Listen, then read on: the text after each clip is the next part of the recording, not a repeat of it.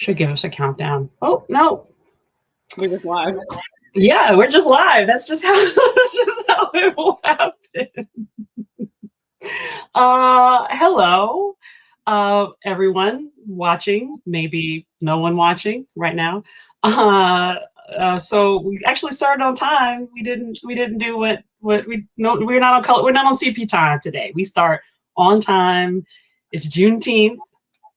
That means we Black, and we're gonna start on time. So hello everyone, my name is Aladrian Wetzel, and I am the Executive Director of Two Strikes Theater Collective, and I'll turn it over to my friend and partner, Kristen, to introduce herself.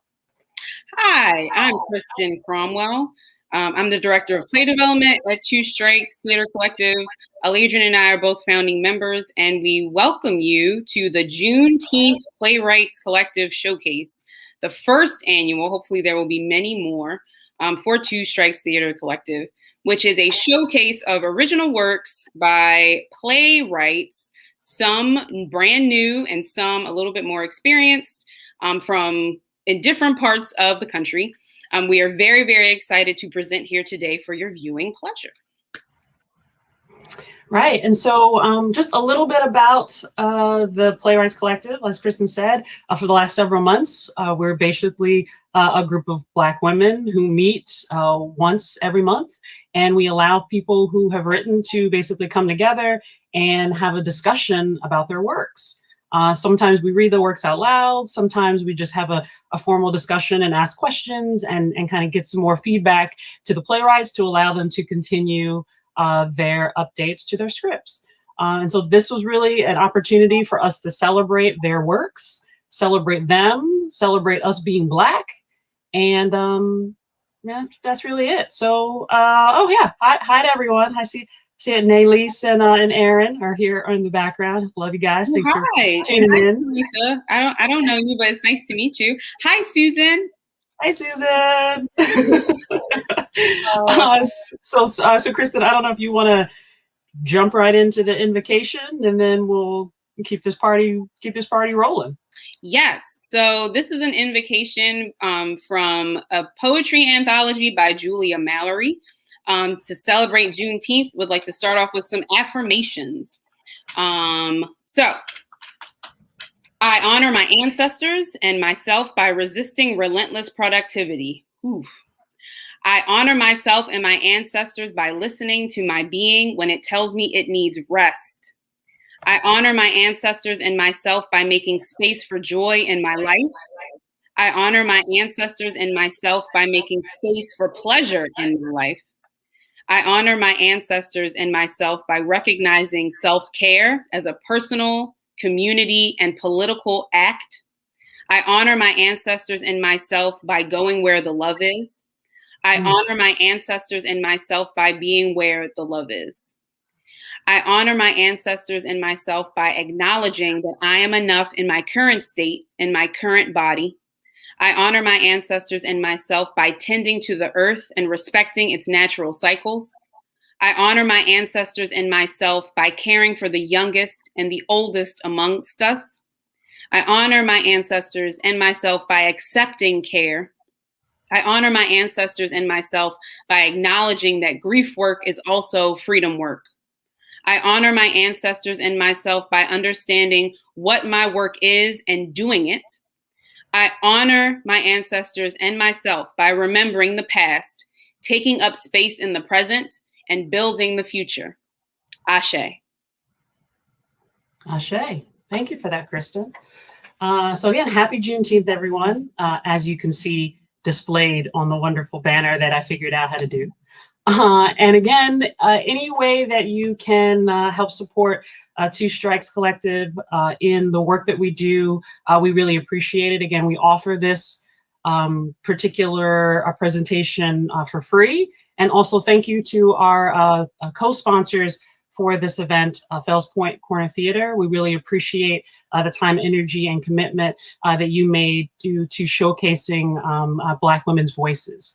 But again, just because it's free doesn't mean it doesn't cost anything. So we always appreciate your donations to allow us to continue this work in empowering, encouraging, and providing a platform for Black women to be able to express themselves through art. Express themselves creatively through art. So if you check the banner at the bottom, twostrikescollective.com/donate. We really appreciate any donations that you can provide, again, in order for us to continue this work. And so without further ado, Kristen, are you ready to start this, start block one? Yeah, block one. So little known fact, we're also sponsored by this little corporation. They're newly founded called Wetzel Corps. Oh, I don't know if it's in relation to Adrian, but yeah, so we're forced to play some of their commercials throughout. So just, whatever if you want to support them or not. But yeah, let's start with the commercial from Wetzel Corps and then get into the plays.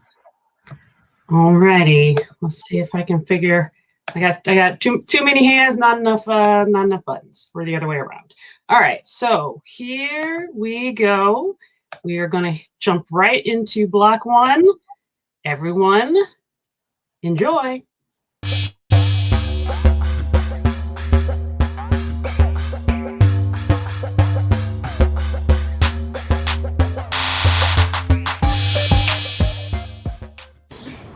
Black Lives Matter! Black Lives Matter!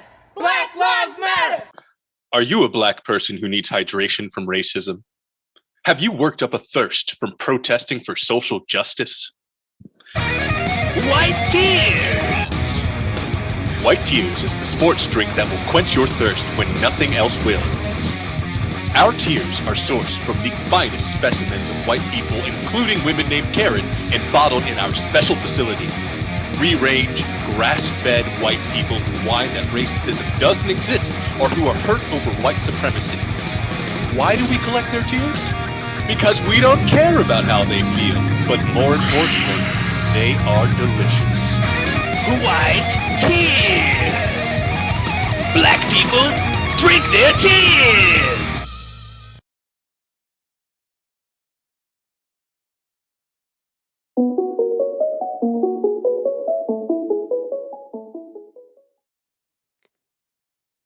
Setting, the wood. Time, then, now, in between. You ain't gonna get me, no. You ain't gonna get me. You ain't gonna get me, no. You ain't gonna get me. You ain't gonna get me, no. You ain't gonna get me. Oh, hallelujah, hallelujah, hallelujah. I am experiencing the moment of freedom. It feels like the final total awareness of death. I am terrifyingly alive for the first time, as opposed to being alive and terrified.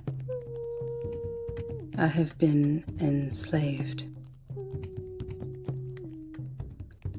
I am experiencing the moment of freedom.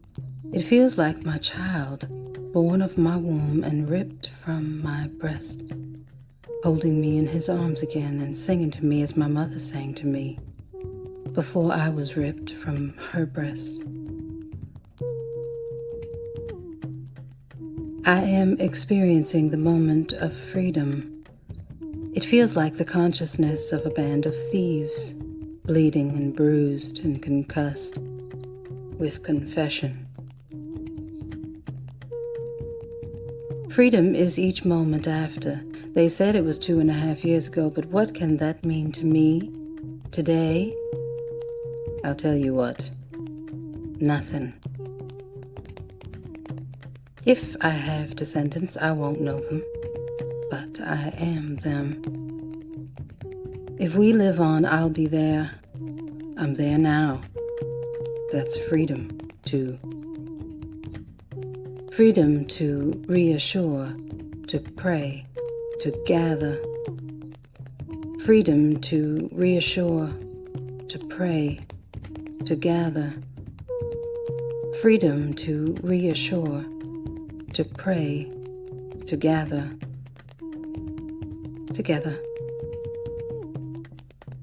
Freedom to lose what we lost, to choose what we give, to return what we have already forgotten. I am experiencing the moment of freedom. It feels like nothing I have felt before. It may not exist, but I do. I will. I go on. Freedom come when this body is done. Until then, I am free to be me.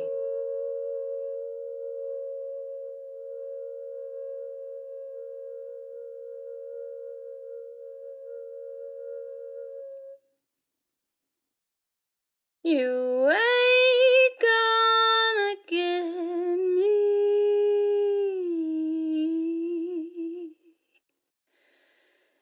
You ain't gonna get me. You ain't gonna get me, no.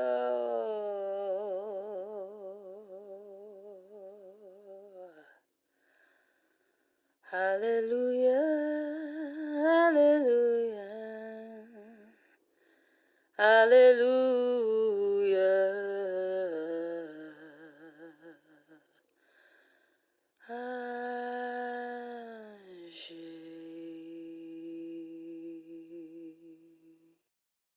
I planted a seed today. I kept the dirt under my fingernails until I cooked supper. It felt somehow different, like I am mine and the seed is her own too. Together we help one another to live free. You ain't gonna give me no, you ain't gonna give me no, you ain't gonna give me no, you ain't gonna. Black, colored, Negro, African American, still black, stay black and die. Black don't crack, not black enough. Black excellence, black mediocrity, black averages. Can you be average and black? My ancestors died for this. A new shade of black, previously indescribable, gifted. Describe the moment you knew you were Negro and not colored. Describe the moment you knew you were colored and not Negro. Describe the moment you knew you were African American and not Negro. None of this is multiple choice. Long answer, long and short of it. Get to the point. Describe the moment you knew you were black. Describe the moment you knew you were black. Describe the moment you knew you had been enslaved. Describe the moment you knew you were not a slave. Do you know you are not a slave? Are you a slave? Negus. I'm talking to you. Describe the moment you knew you were black. You ain't gonna get me, no. You ain't gonna get me, no. You ain't gonna get me, no. You ain't gonna get me, no. You ain't gonna get me, no. You ain't gonna get me, no. You ain't gonna get me, no. Hallelujah, hallelujah, hallelujah. Yeah. I used to be really different, I think, than I am now, and it does feel like a fried egg, like I can never go back, and of course I cannot. My eyes grow wide and wild at the thought. How to do this life, live, alive thing. Not again, but still, now, without what I have lost, with what I have gained, how I am now, which is a qualified thing, maybe even nothing. But still here, a sharpness, a slice, slices. I won't give you the whole loaf. I know you. You'll leave it out for the mice. As with everything else, the adjustment has a price. You ain't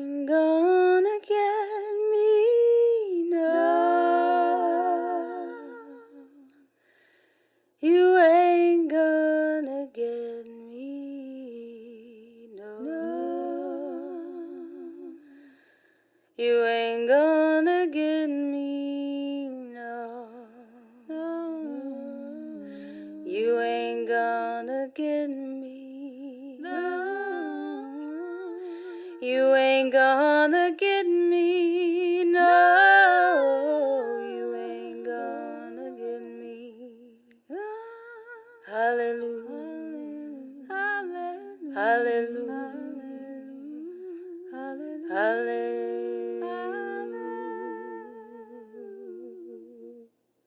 I am my own descendant. 200 years from now, I will be practicing self-care as a lifestyle. Having become estranged from everything and everyone I have ever loved, I died to be free for this. At least I think it was me. I was the one to shed all our skins with all our scars. And the cost is exactly what you think. I would wear the family reunion t-shirt again if I could find it, if it would fit, which it wouldn't. Drinking my strawberry soda, staining my lips, my teeth, and my tongue. We got free just in time to take the opportunity to get free again. When you stay ready, you don't have to get ready.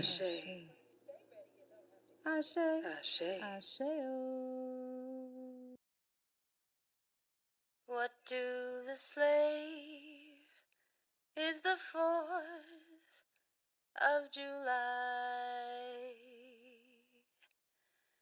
What color light did I pluck from my eye? What are the odds of a cause I can bide?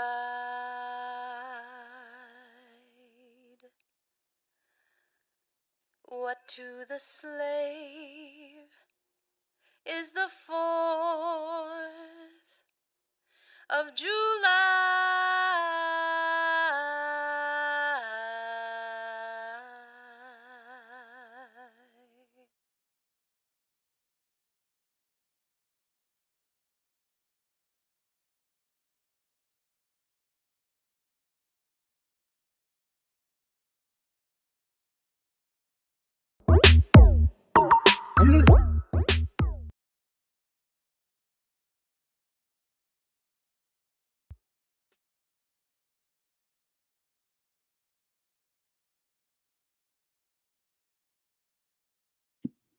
Hey, what's up? What's going on? It's Big Puzzy. That's P-U-Z-Z-Y. So 2 Strikes asked me to come on here and talk about some of my lyrics or whatever, because there was some misconceptions about it. So I just wanted to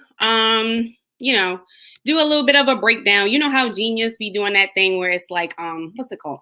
Verified. So I wanted to talk about some of my lyrics. So the song that came out recently was called Hot Chip, because y'all know how people be talking about people that's born after 1993, like myself.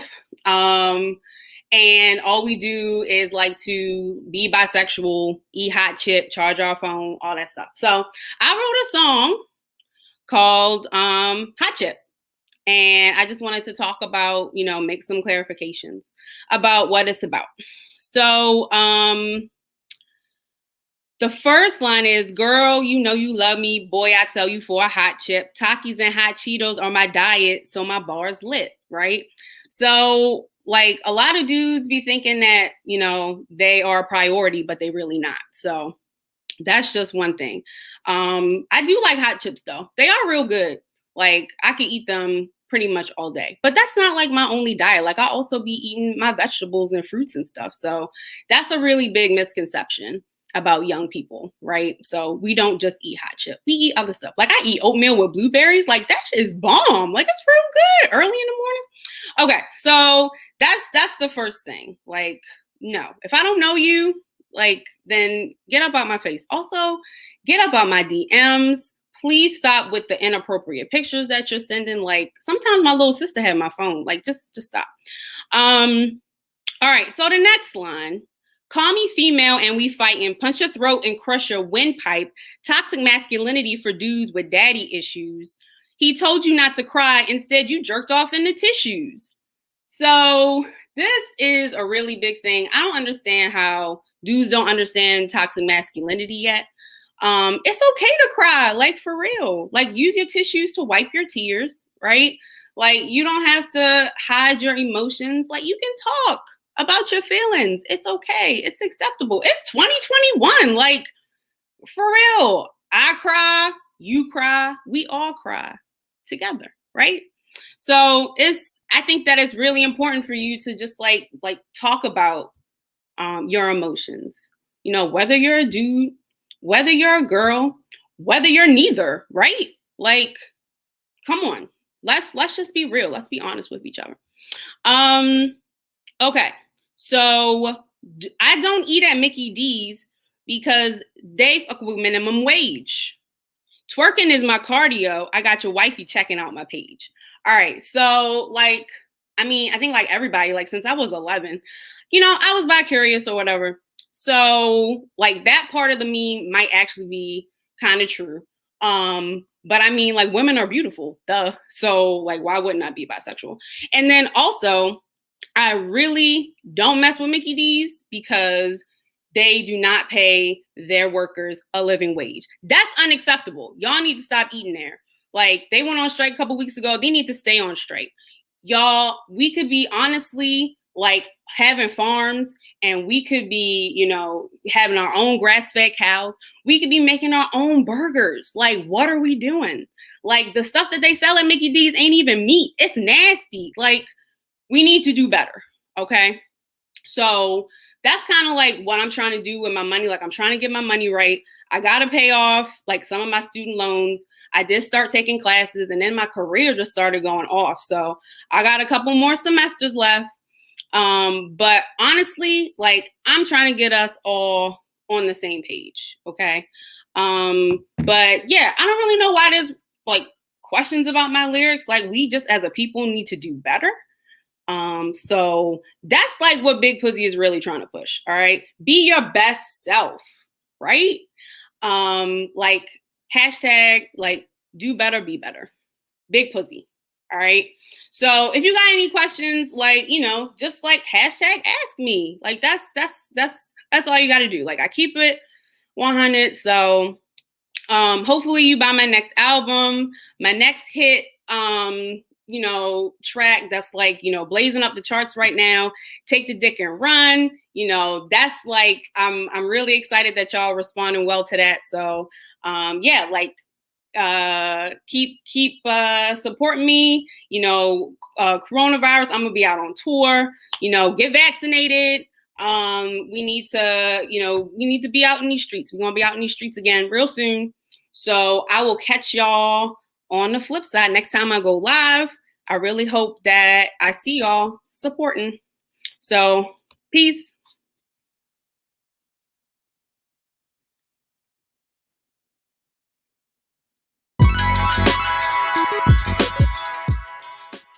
Anti-racism support services.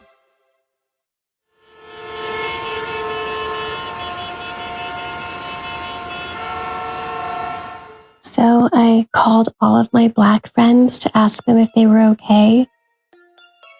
And I offered to cook them a vegan meal and to obviously apologize for my whiteness.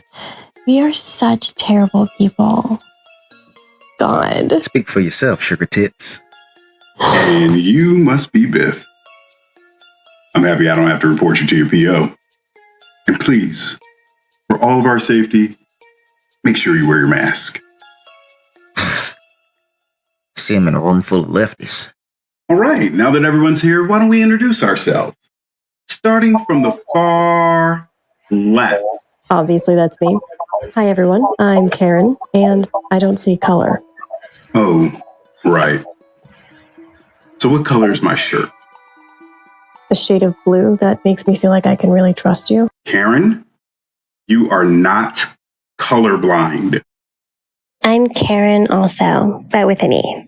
Yo, I'm Karan, spelled K-A-R-A-N, Karan. Like the Islamic Bible. And I am named after the esteemed hero of America. Hello, everyone. I'm Columbus. Oh, wow. That's a lovely name. Thank you. I'm Biff, named after the character from Back to the Future, of course. And I'm Paul Gentry, your counselor. Now remember, we're not here to judge anyone, but to create a safe space to be heard. I want to make sure we stay focused on our goals. Would anyone else like to share their experiences in the aftermath of George Floyd's murder at the hands of the police? Well, I've spent many years living and working with my black brothers and sisters, and frankly, it's time to make a change. I think we should form a small group and paint some murals around the city. The murals could have positive messages like, "We are black excellence," and have images of slaves breaking through their chains. Or, how about a strong Martin Luther King quote? What's the quote from I Have a Dream speech? 7 years ago, all men were created equal. What did this nigga say? What did you say? She said, what did this nigga... We never use that word in here. And Columbus, I'm sorry, but that is nowhere near the quote from the I Have a Dream speech. Look, painting a mural is a good idea to bring folks together. But does it solve the issue of white supremacy in America? No. Exactly. No, it doesn't. Well, I can still take the lead on this one. In fact, I'm going to start a nonprofit so I can also supply the paints. That's the least I can do. And that's what Dr. King would want. It's always some white man trying to come into the hood and paint over some shit. Stop gentrifying my walls. Murals bring people together. Not my people. Miss, don't you identify as a white woman? Race is a construct. Ron, you are absolutely correct. Biff, don't make me call him. It's not about murals. It's about protesting. Since the murder of George Floyd, I've participated in 107 protests nationally. Lucky for you, I brought my photo album. Here's me and my partner walking alongside people from the Black Lives Matter movement in DC. Here we are high-fiving in front of a stack of bricks we found outside of a business. I love this one. This is me crying because I felt so good about myself. This is how you make change. That's great, Karen. I want to unpack that a little. You said this is how you make change. What exactly is the change you're looking to accomplish? Equilibrium, equity, X, things like that. Exactly. These snowflakes are just making noise because they're embarrassed over their superiority. America's the land of opportunity, where the winner gets the spoils. I'm not sorry because I'm a winner and not some loser collecting welfare and complaining about the system. Well, technically, y'all make up 75% of people on welfare. Excuse me, y'all? White devils. Karan, I just want to remind you again that you are a white woman from Salt Lake City. And also, we don't refer to anyone in here as devils. I'm from the hood of Salt Lake City. This is exactly why I'm creating my nonprofit. In fact, if you have some time, I have a short document that we all can review. And yes, I do have a signed copy for everybody. Columbus, how about you put those on the table and folks can grab them later as they leave? Does anyone have anything to add? Karen, you've been a little quiet. Have anything to say? Oh, yes. I'm so sorry. I was just wanting to leave space for Karan to talk because she's kind of black, right?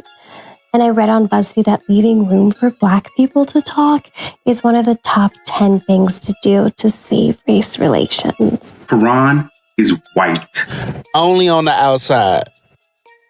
Well, that's the part you get judged by, Karan. Oh, I mean, she has hair like she went on vacation to Jamaica. She talks with an accent. I'm so confused. I mean, doesn't that make her Black? Yes. What did you want to say, Karen? I'm really sorry, but I've been struggling with this pandemic and the murder, and there are just so many angry voices. And frankly, I just need a hug. But it's not safe. This is so unfair. What about what I need? I live alone, you know. I really want a hug. I'm sure George Floyd's family wants a hug too. But they could hug each other. All I have is my cat, and she won't let me hug her anymore. Can we all just stay focused on productive ways to deal with all that's happening? I don't understand what the big deal is. Why don't we just treat each other like human beings? I read that we should judge people by the content of their character, not by the color of their skin. Ugh. You're such a racist. Of course, it's about people's skin color. Okay, we are almost out of time, folks. But before we leave, I want to hand out an assignment for you to take home to help you dig deeper into self-reflection. We have homework to do? Barf. This is such a lefty thing to do. I thought we were done.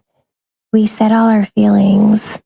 And if you remember, I did say I apologized to all my Black friends for being white. Saying your feelings is great, and it helps for you to acknowledge them. But to be truly anti-racist takes a lot more work. Just saying sorry doesn't cut it. You also don't have to wallow in guilt. Why not look around and see how you can be mindful in your community and make small changes there?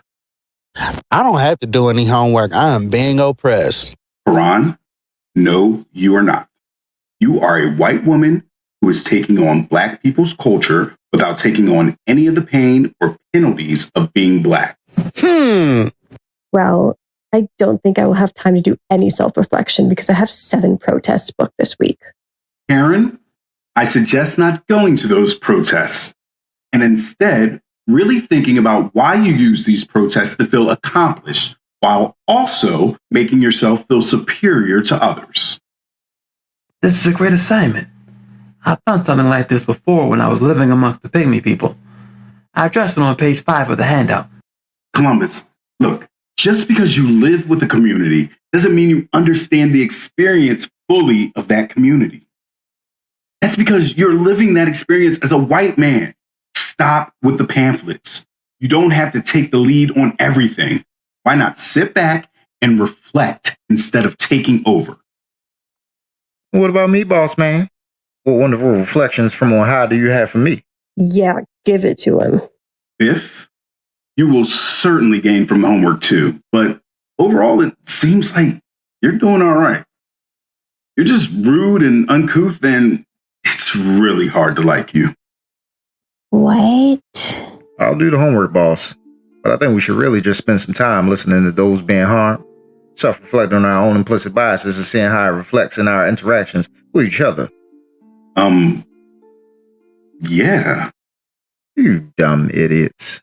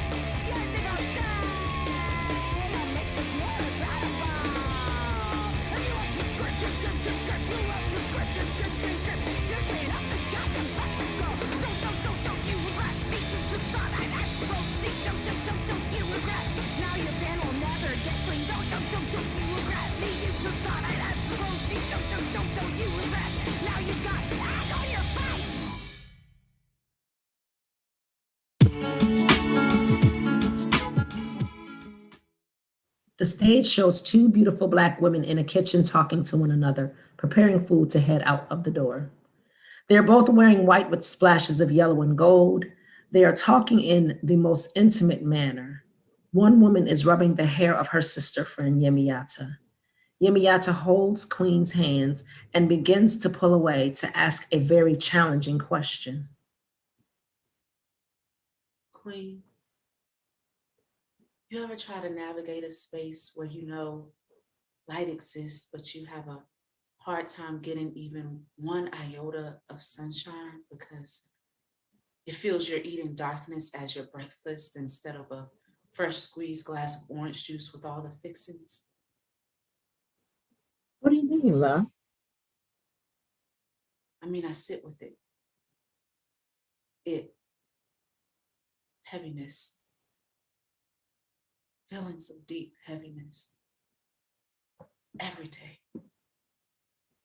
Just the other day, I was making my famous brown sugar encrusted salmon. Ooh, the one with those fancy caramelized onions? Girl, you should go on the Food Network with that recipe. Oh, oh, girl, that recipe came from a place of needing to survive and intentionality. Intentionality of wanting to make on a plate something sweet that the world hasn't been able to offer me or us. The world ain't sweet to Black women. And yet it expects us to be sweet and kind to it. What the fuck? Is this about? It's always been about her. Or at least some part of me presumes it will always be. I miss my baby girl every day.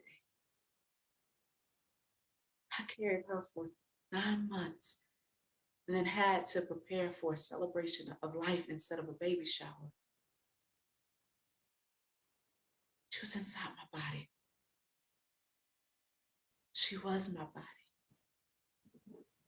She was my reason for creating a legacy. She was my why. I remember. I was there. We were all waiting to welcome her with open arms. I remember how excited you were when you found out you were pregnant. I remember feeling the greatest honor when you asked me to be her godmother. I had plans for my godbaby too. You were there. True.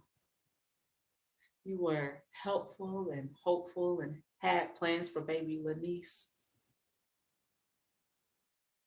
But remember, you didn't have to push her out of your own womb. You didn't get to see her and look into those beautiful brown eyes that look just like mine, but more like her father's. You know I'm a foodie and I've tasted of many of things from sweet to savory. But there was nothing more sweet than the wealth of emotions I felt when I held my princess in my arms. The bitterness of knowing she would only be alive for a few moments couldn't even stall that immeasurable joy. I don't know if we will help to talk about him yet. I can't talk about her without talking about her father. I loved him with an unrequited love. And that pure, unadulterated love and care I had for him couldn't protect him from the bullet that pierced his skull. He was walking in the wrong place at the wrong time, mistaken for a cousin who had been in the life. And yet, his life was measured for nothing more than a few dollars in a street squabble. Truth is, in this current climate, I wonder if the bullet that killed him would have been that of some brother on a corner or a brother with a blue suit that calls himself the police. I told him I was pregnant 2 months after he proposed, and exactly 2 months to the day when he became yet another face on my altar instead of the arms that held me and kept me warm at night. That's the measure of being a Black woman in 2021. It seems there's never a moment to completely celebrate the joys of our very life. No. Hell no. Instead, we hold space for the depths of loss that can barely be covered by prayers and is often unheard by a caring ear or heart. Yes, I carried my baby. It was a blessing. And I also carried grief and depression and constant heartbreak and questions of how I would raise a beautiful Black princess alone in the world that wishes her dead before her first birthday. When I became pregnant, I was preparing to birth more than a daughter. I mean, yeah, I was birthing a daughter, which you remember, Queen, was life-changing for me. I was also birthing in against all odds, generational curse-breaking mentality and lifestyle. I was going to be different. Doctors say that Black women are 4 times more likely to die in childbirth along with their babies. So I said, I'll use the best midwives and doulas who specialize in high-risk pregnancies and F their medical racism. Doctors say Black women are more likely to have pregnancy diabetes while carrying. I said I would do every prenatal yoga class and keep walking around the park in my neighborhood to keep my body in shape to defy their cryptic statistics. Whatever they said, I said and prayed and meditated differently. And yet all my efforts still brought me home to an empty bed and an empty nursery. So I ask again, Queen, have you ever searched for an iota of sunlight and had a hard time even catching its shadow? Because I have. Every November 12th, the best way I can catch that glimpse of a shadow of that light is to heat some olive oil in a pan, cut up some onions and garlic, dip some salmon in a brown sugar rub, fry it in a pan, and take it to the park where we remember baby Lenise. I buy balloons. I pay for commemorative t-shirts. I call upon my pastor and a strong spiritual friend, and we say to her 4 years later what we should have said on her 4th birthday. And what would you say, love, for her 4th birthday?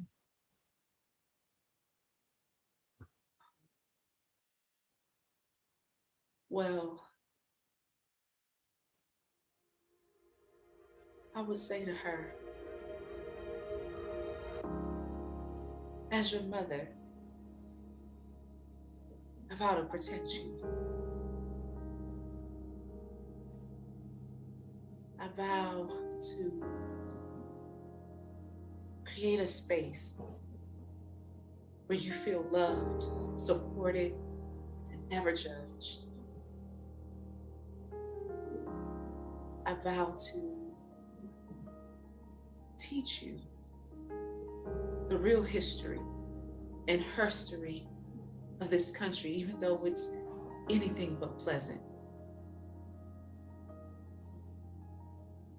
I vow to let you know that my bosom is always your space to cry tears or lay your head when you are weary. I will let her know that I can promise to be a perfectly imperfect, flawed human being who wouldn't require her to be a miniature version of myself, but only the best version of her unique self. She would never, have to hold weight of my unfulfilled dreams or that of her family. No.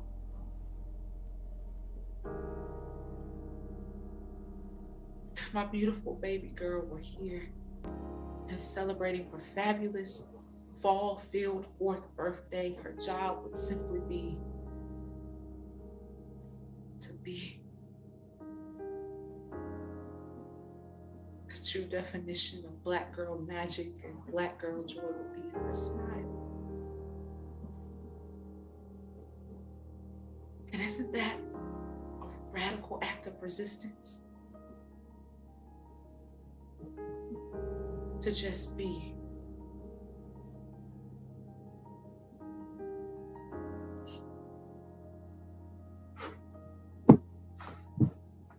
Mm. Mm.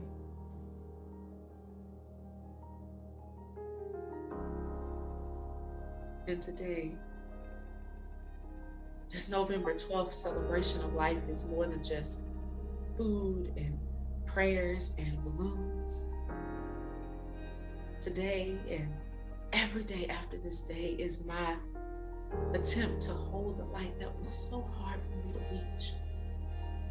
Not only for baby Lanice, but also for me. I owe it to her to do more than survive, but to thrive in this life. Every day I miss her queen. And I don't think there will ever come a time when I stop missing her or her father. They wish only that for me and more. Plus, I ain't get this new hair wrap for nothing.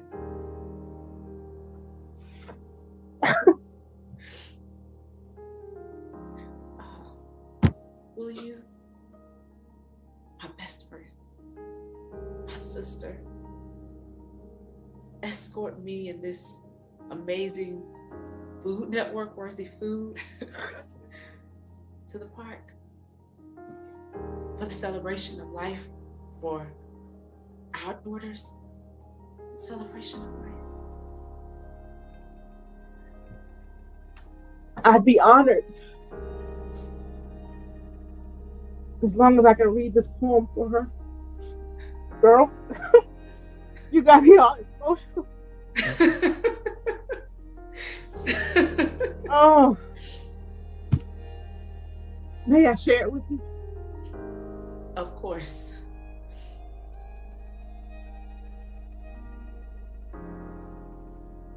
You are perfect. Beyond what this world could have honed in. They say children choose their parents, and maybe it's true. So God broke the mold when he chose to make you. Since this world was too weary to hold your angelic presence, you decided not to stay. Just know, baby girl, that one day we'll meet. And until then, my heart will be filled with love on repeat. For you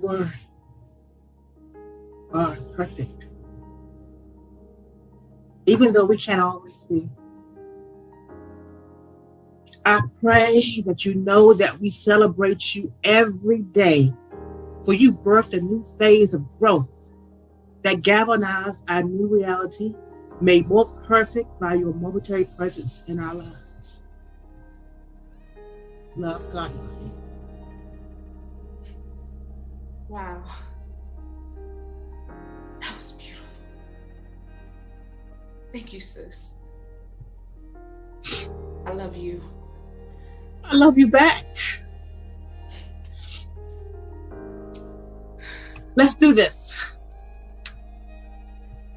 You ready? Ready. For all the light and more sweetness than even my brown sugar salmon can hold.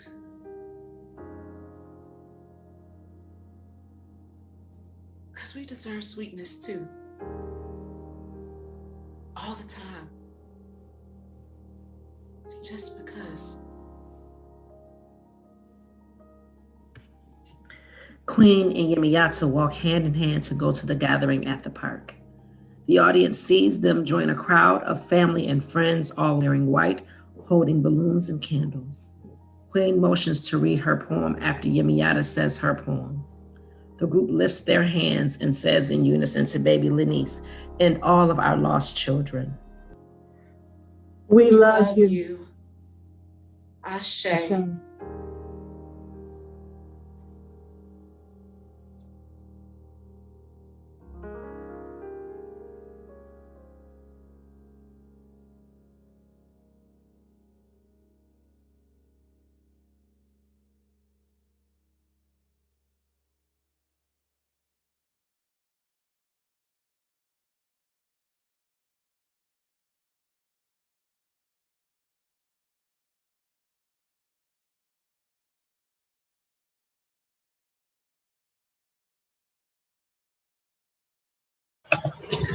Hello, everyone. Let me add Kristen.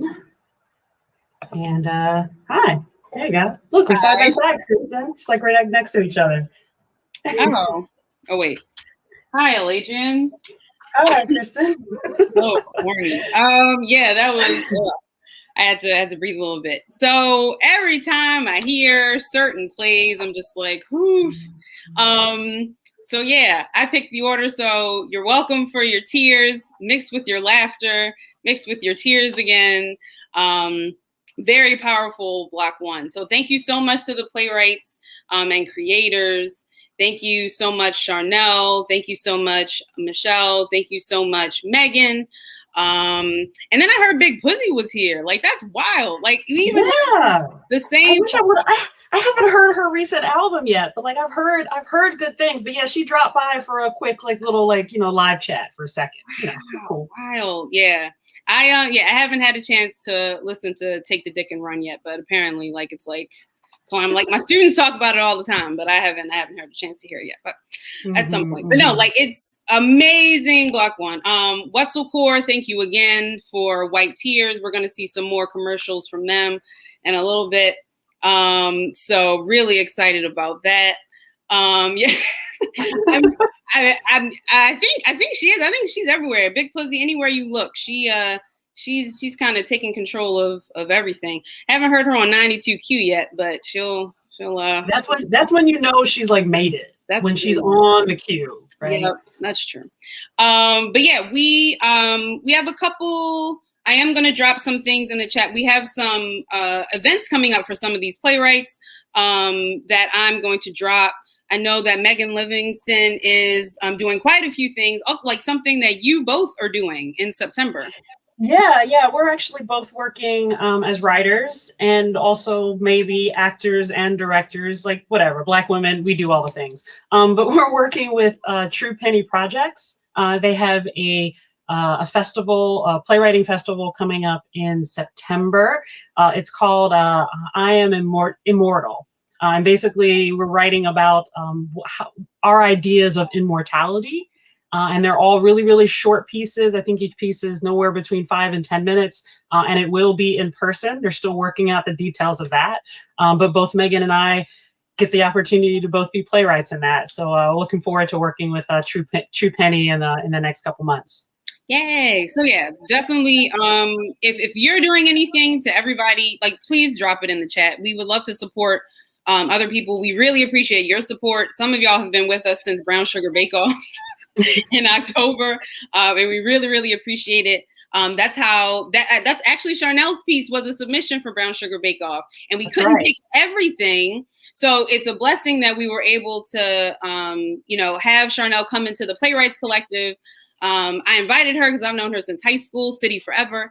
And she joined and we worked on this a little bit, and now it's a part of our Juneteenth showcase. So really, really happy. If you know anybody who maybe is I write plays. I'm a Black woman. I don't have any actors to read them. I don't have anybody to really give me feedback. I would love the support of other Black women writers and creatives. Then the TSTC Playwrights Collective is definitely for them. So please tell them, don't be shy. We are very, very supportive. We would love to hear more stories. Please hit us up via email. You can DM us. I'll talk, but yeah, like we are also obviously on Facebook. A lot of you are watching through Facebook right now. We have an Instagram account. Send us a message, however you feel comfortable. But we want to support all Black women writers because now is our time. It's 2021. Yep. We need to claim 2021 as our year. I mean, like every year, but like this is now the beginning. Let's take it over. I mean, haven't we already taken it over? I mean, it's almost July, so yeah, we might as well say we're we kind of well, at least two strikes. At least the Black women of two strikes have taken over. We had This Crown Is Mine, and now we have this Juneteenth event. So we're basically coming out strong. 2021 is the year of at least Black women writers and artisans. Like we're doing it at least for the first 6 months of the year. Yeah. And then it's going to be Kwanzaa, and you're going to be like, oh my gosh, what is Two Strikes doing now? Like, God dang, don't stop. Well, Kristen, don't forget, in October, our annual Brown Sugar Bake Off is coming back again. So we still have more Two Strikes in 2021. Yeah, so don't wait. Like Kwanzaa, we got to wait for Kwanzaa. At least let us make through October first. Okay, all right. Let's get to October, see how we feel, do a little meditation, and then maybe we see what Kwanzaa and Two Strikes. Maybe there's a Two-Strike Kwanzaa show. I don't know. I mean, I've never been to a Kwanzaa show. If we do a Kwanzaa show, it'd be lit. You know that it would be amazing. So if anybody has any Kwanzaa ideas, I'm open to receive them at least. And then I can convince Aladrian that we can do it. So just find it would happen. We have so much more to come. Block 2 is gonna be amazing. So I don't know what time are we. I lost track of time. Oh yeah, it's almost 2:00. So yeah, Block 2 is coming up. Now would be a great time though for you to go get some water. Please stay hydrated. I got my juice. Oh, that's good. I have nothing. I need to go get a drink. But yeah, stay hydrated. It would be a great time for you to get some snacks. We have so much more to come, and we're so excited. Ooh, do you see the most recent 7 plays, 7 principles? Now that I could get down with. Who did that? Is that Naylise? I think that's Naylise. Hi, Naylise. I think that's Naylise. Yeah. But that's a good idea. That's a good idea, girl. I like that. The 7, because with all the 7 principles, we could easily have a short play festival that focuses each play on the 7 principles. All right. Okay. Hey, y'all. Yes. We recognize you incognito, Naylise, and I might have to hit you up later on that idea. We might flesh it out. This is what it's about. This is Black women creating ideas, creating stories on the fly, just like that. Now we got a show. Now we got a Kwanzaa show. Thank you. Between Kristen and Naylise, Kwanzaa show done. But that's all the more reason to donate or to tell people to hit us up, the donate link. Please give so that by Kwanzaa, see, I'm thinking ahead. Yes, we need donations in order to support all the plays that we're going to produce for the Brown Sugar Bake Off in October. But also, we may very well come up. We got months to develop this Kwanzaa idea. We may need the funds to develop our Kwanzaa showcase. So please, again, if you have anything that you're willing to spare, please donate. If you know anybody who's been walking around dang, I got all this money, I don't know what to do with it. Well, where's it going to go? Does anybody do that, Kristen? I don't think anybody does that. I mean, you never know. I mean, they could just their pockets could be leaking. Please tell them pick up just get a bucket and just dump it into the PayPal because that would be amazing. Okay. It's 2:00. Are you done talking about people with heavy pockets? I mean, I've never had that problem. I'm guessing somebody in the world got the problem, because if I had, like, I would love that problem to just be like leaking money. Okay, all right. Wait, 2:00. Yeah, it's 2:00. Let's get on the block. Now I keep thinking of like people like coins like leaking out of their pockets, like people just like running past them, like picking it up. I don't know. Anyway, thank you everybody for watching. Chris and I being silly. This is ridiculous. We are about to start block two. Block two coming at you right now. Unless I can do this correctly.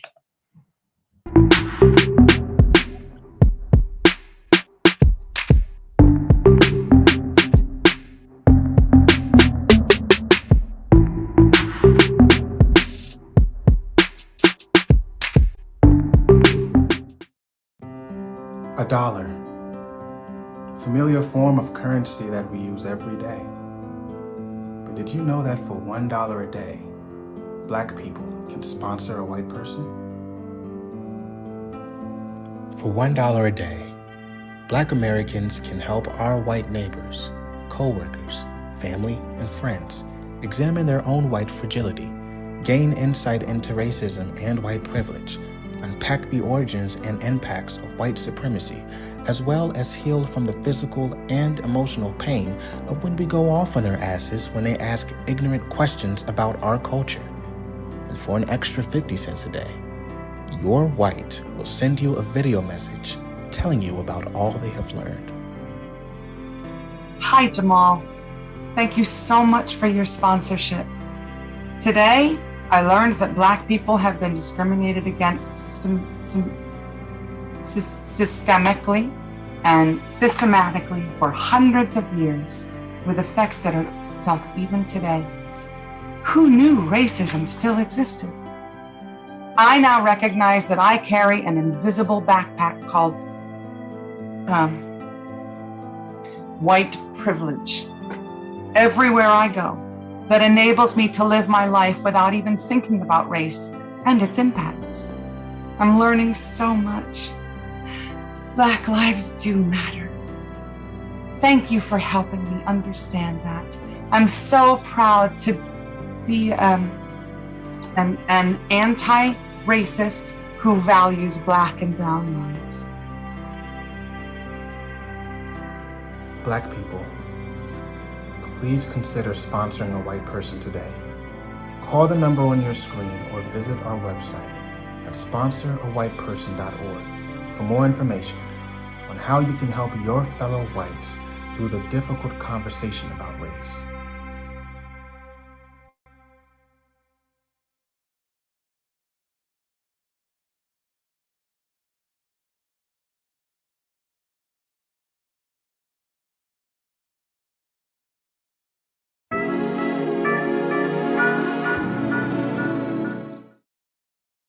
A Game on God's Ice Rink, a play about postpartum psychosis.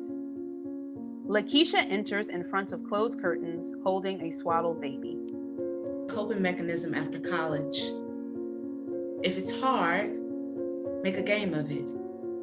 The first thing I made a game of was meeting new people. Socializing with strangers gave me a lot of anxiety, but I played a game in my head with my niece and the neighbors in preparation for Peace Corps. I used the game again for staying up all night dancing with my friend Hurston, and then I let the game run in the background unnoticed. I pulled my first all-nighter for a presentation I really should have prepared in advance for it. The result was as bad as expected. I couldn't function. Unfortunately for me, after one sleepless night, I got stuck in a game of my own design. When I began writing this story, I thought I was not hallucinating, only having confusing beliefs. The more I explored, the more truth I found in my confused beliefs.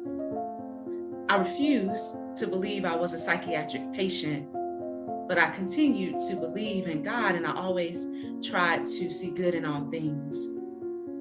When I came back to myself, I found all of this rather amusing, accepting the traumatic parts.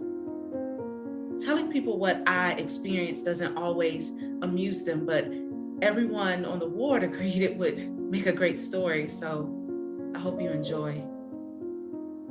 From June 25th to July 27th, I stayed on a psychiatric ward for postpartum psychosis. Scene 1. Lakeisha's home, in front of the curtain. I can't trust you. I'm inviting my mom over to help out. What? Why? I don't mean to hurt you, but you need sleep. You're acting erratic. Marco freezes. We had his former nanny and his mom to help, but one day, neither came. Marco reanimates. Lakeisha, did you sleep at all last night? No. Get some sleep. Marco, don't tell me what to do. I played a game to stay awake so I could help you. Are we still playing? Well, you said if you couldn't sleep, we'd call the doctor, okay? Okay.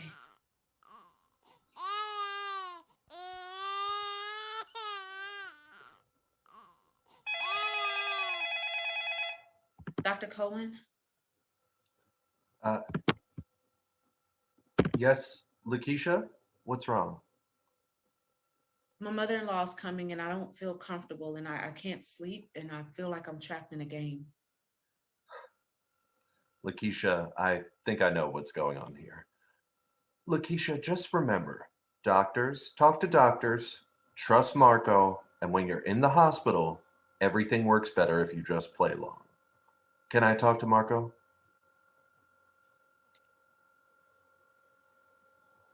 Mm-hmm. Get Lakeisha to the emergency room. We're going to the hospital. I don't want to go to the hospital. You have to go to the hospital.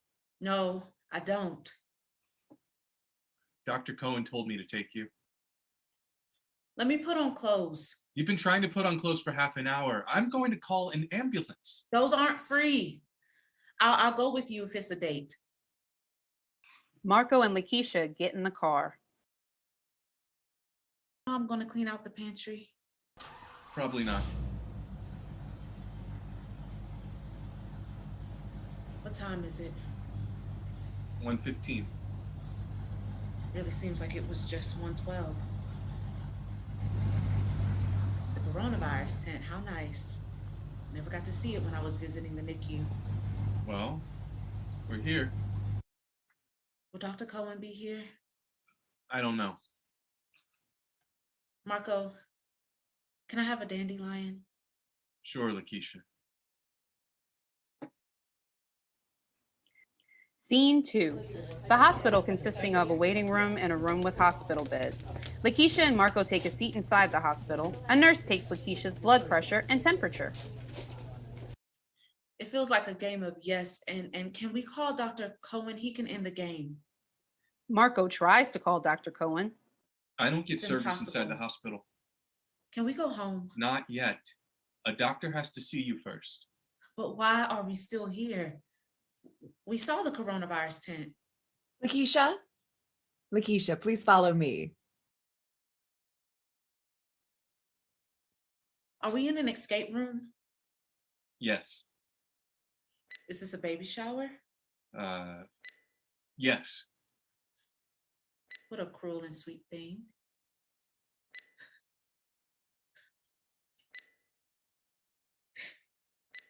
Is there crying involved?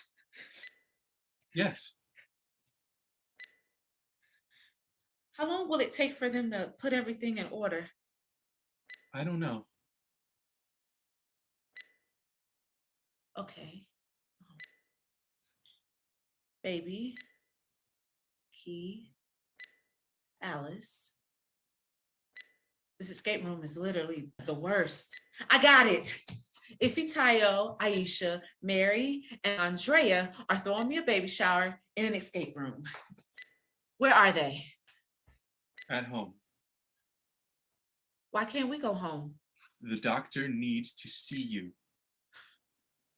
In this cup, What did you give me this for? so you could pee in the cup. But I'm thirsty. Please go to the bathroom. Marco accompanies Lakeisha to the bathroom. She knows what's going on. Are we gonna have sex in the bathroom? No. But you need to pee in this cup. But I'm thirsty. Well, drink from here and I'll get you another cup. Don't be too long. Lakeisha returns to her room. She tries and fails to sleep. Enter security officer. She drinks water and hears a baby cry. Lakeisha exits her room. My baby is here. I hurt my baby. No. I want my husband and my baby. There are no visitors. What? No, I need my husband. I need a hug. Can I have a hug? No, ma'am, you may not. Please, I just need a hug. I'm here to give you medication. I don't want it if it's not the placebo. You've got to take this. Placebo! Placebo! Placebo! Medicine will help. Play along. Oh, okay. I'll take it.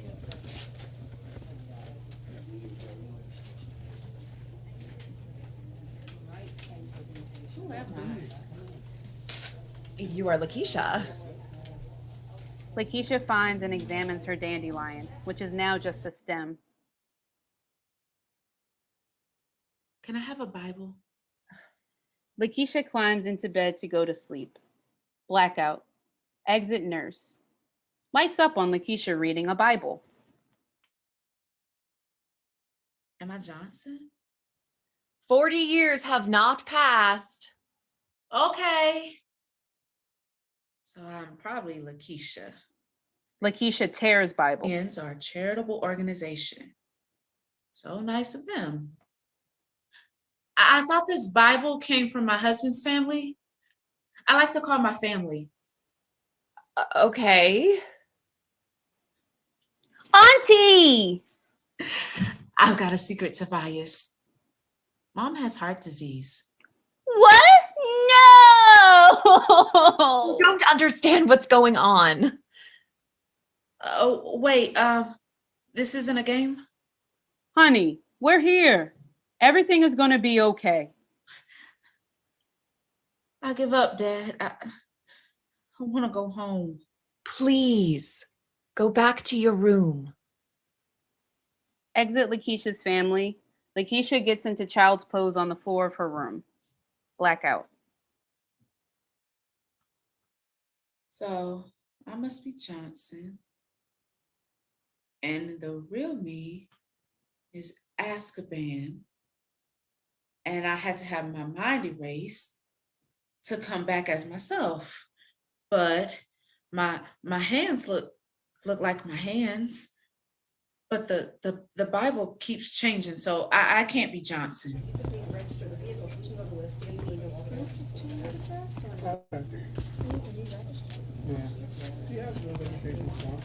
Lakeisha gets up, hears carts clanging and people rushing about. She gets scared and sits down.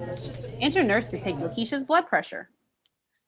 I'm the time traveler's wife. My husband has seizures, but he's really time traveling. Now, I have blackouts where I am time traveling too. I don't want you to be trapped in a loop with me. Are you AI? No. I'm giving you my practice when I retire. But I haven't finished medical school yet. And I haven't retired. My friend completed medical school and her boyfriend dug a hole through the center of Earth, so I can go through the tunnel and skip medical school. Medicine is a game with levels. You'll have to beat each one. Well, dang. No, you could start practicing now, but then you'll just have to throw mud everywhere if anyone asks any questions. We've got a plan to help you escape. Marco hands Lakeisha a picture and a crayon. Say you've got short-term memory loss and just make things up. Term memory loss and need help finding my home. Blackout. Marco and Lakeisha meet in the waiting room. Lights up. Beaten by a baby. Actually, since we are time travelers, your brother and I picked a better time to leave. The moment we make first contact with aliens. Oh, okay. So you go back in there. I'll meet you on our spaceship. Okay? Miss Lakeisha, come with me. Where are we going? To an ambulance.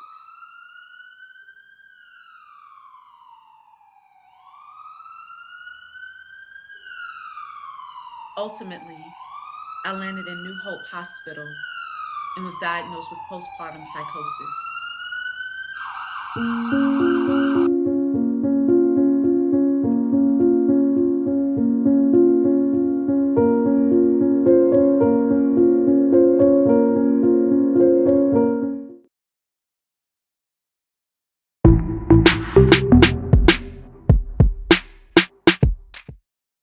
Characters. Angelique, mid-30s, single, never married. Penny, Angelique's younger sister, early 30s, married.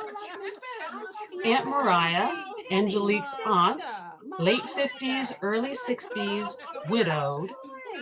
Taniqua, mid-30s, Angelique's best friend, divorced. Fantasia, Aunt Mariah's granddaughter, age 7. Setting. Attending a wedding reception for close friend of Angelique, Taniqua and Penny. Former two are dressed as bridesmaids. Table is center stage. Down right is a small throw rug with 2 dolls, male and female.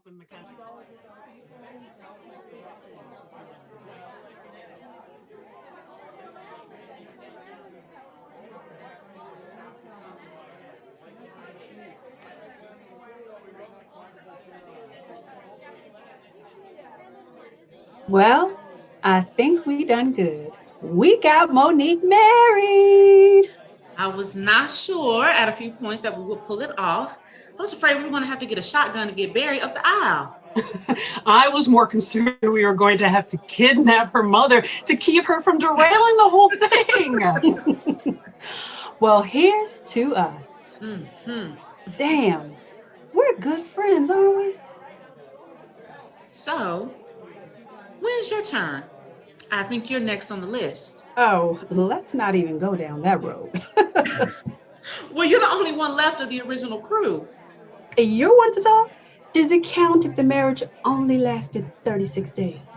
And 5 hours, 22 minutes, 59 seconds, but who's counting? Yeah, doesn't sound like a trip I need to make. Everybody should try it at least once. Besides, I wouldn't have had been otherwise. Yeah. I guess every cloud really does have a silver lining. Even the dark ones, the really dark ones. Okay, I get it. I am not exactly the poster child for marriage. Hey, Auntie Angel. This is fun. I hope I can have a wedding like this someday. Of course you will, sweetie. All in good time. Well, all the boys in my class are just little jerks. They are so weird. Trust me, they improve with time. Or not. Not to worry. You have plenty of time. There's someone out there for everybody. But really, is there? Auntie Angel, why didn't you ever get married? Well, I guess the reason depends on the day. Yes, Angel. Why didn't you ever get married? Well, let's see. I've been told I'm too independent. Oof.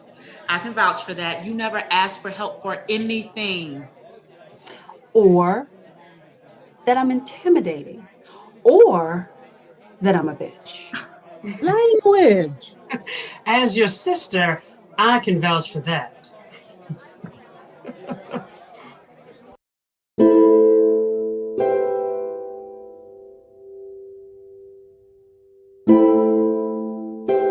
My first serious boyfriend. We broke up over the silliest thing. I guess it may have been a sign, but it seemed so trivial at the time.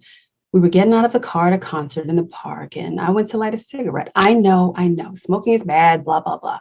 I don't smoke anymore.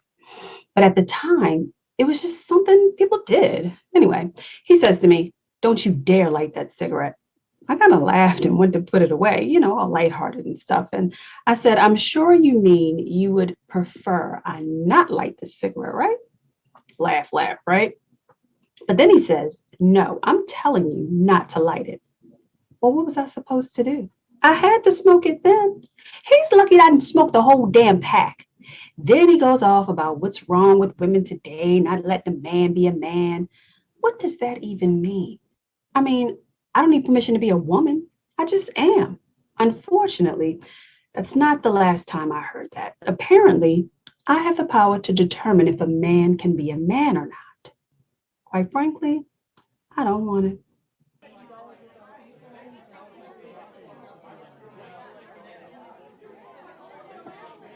Or I just don't make myself available for love.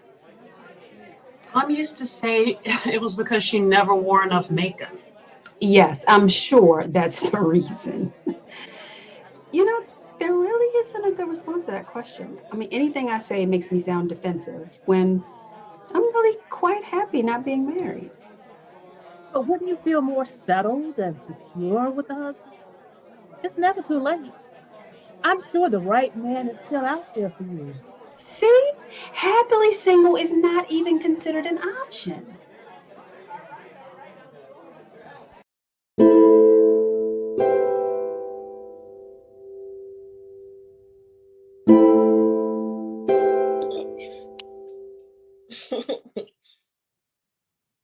And when you come home from work, I'll have a nice dinner all ready for you, just to show you how lucky I am to be your wife.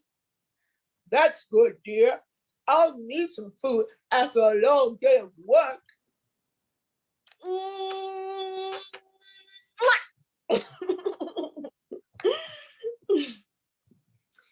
My grandma tells me there's someone for everyone, and that someday I will find a nice man and get married and have children, and she'll be the best grandma that ever lived, and then I'll be happy.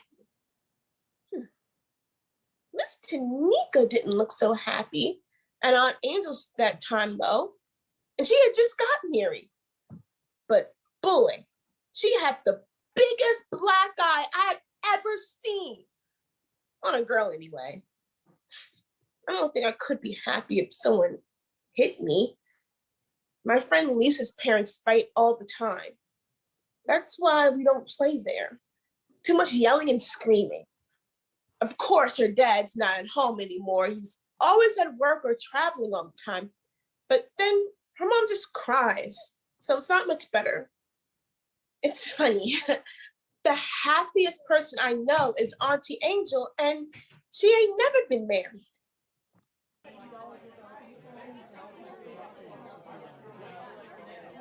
And you have to do it. I'm just saying it's not too late for you if that's what you want. Gee, thanks. I mean, you got your education, you got your good job, and your nice house. Wouldn't it be nice to have someone to share it all with? Someone to take care of you and just be there. I'm already taking care of myself, and I have people to be there when I want them to be. If I was married, I'd have to let them be there all the time.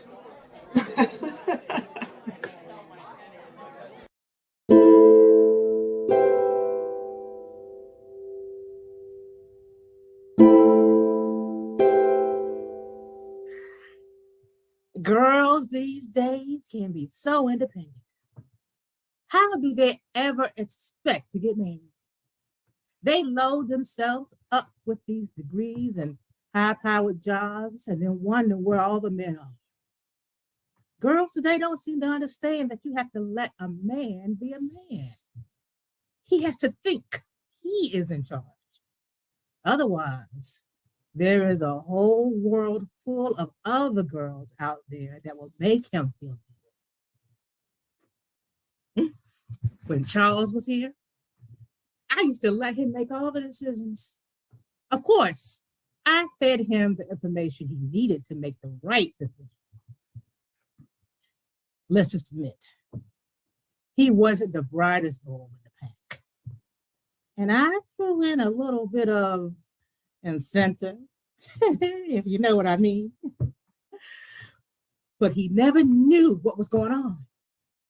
The Bible says the man is the head of the household, and it's up to us to let him think he is. No man wants a woman who is smarter than he is or who makes more money than he does. He needs to be the man. How can these girls not know that?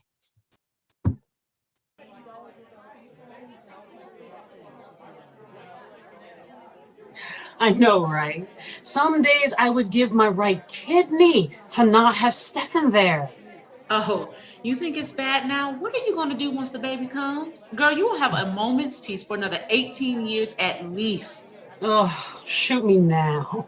Stefan called himself giving me some space yesterday while he went to the game with his buddies. But by the time he had dragged all of his gear out for the tailgate and fixed and packed the food, he left the kitchen and hallway such a mess. I couldn't even relax without cleaning it up first.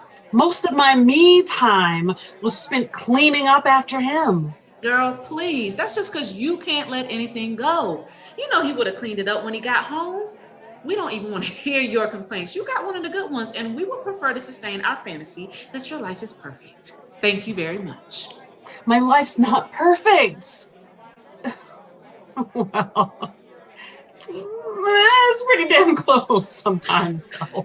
Knock on wood. I'm sorry. I can't help it if I'm happily married.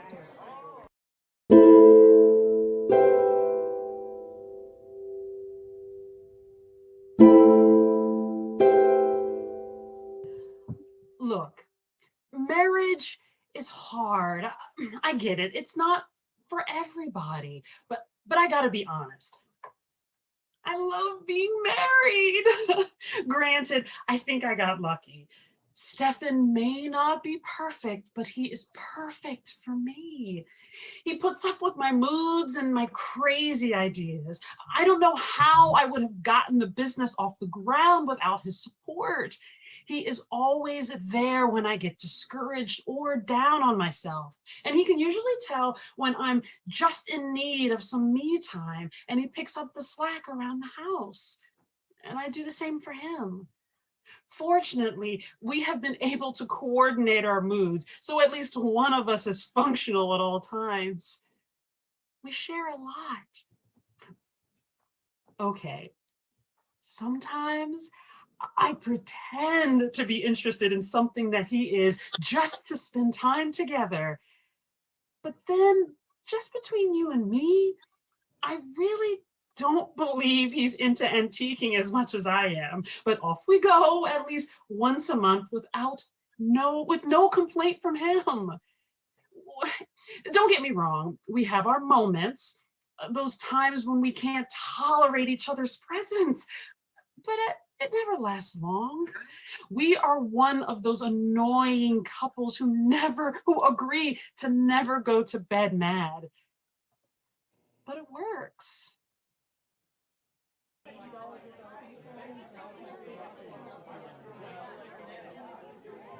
Miss Johnson said in Sunday school last week that one day we will all get married and have kids.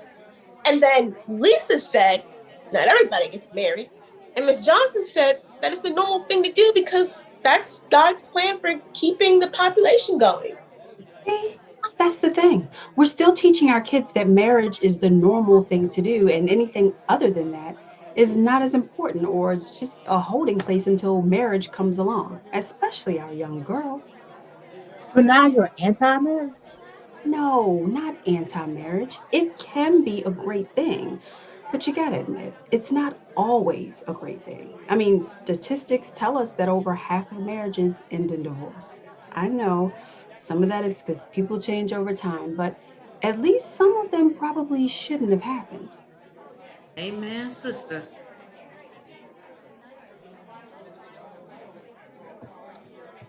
What?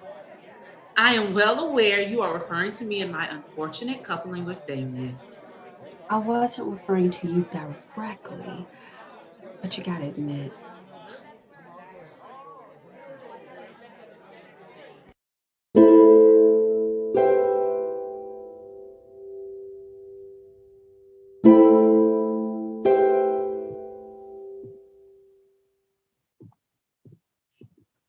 I should have known better. Lord knows Angelique tried to warn me on multiple occasions. But no, I was in love, or at least in love with being in love. But you know, things were getting serious. Just about all of our friends were married, building good lives with their perfect little homes and their perfect little husbands and their perfect little children. I was beginning to worry it would never happen for me. And Damien could be lots of fun. I mean, we laughed all the time and he would get me the best presents. Did you see the diamonds in those earrings our first Valentine's Day together? Mm-hmm. Damn. I love spending time with him. And for some reason, he and Angel didn't click. So I get that he didn't want me to spend too much time with her. And if we were going to be together, I couldn't keep running to my mom every time I wanted to talk or get a piece of advice. And let's be honest, I can be a handful. I mean, I can see why he got so angry. All right, so the black eye was over the line, way over the line. I should have known better.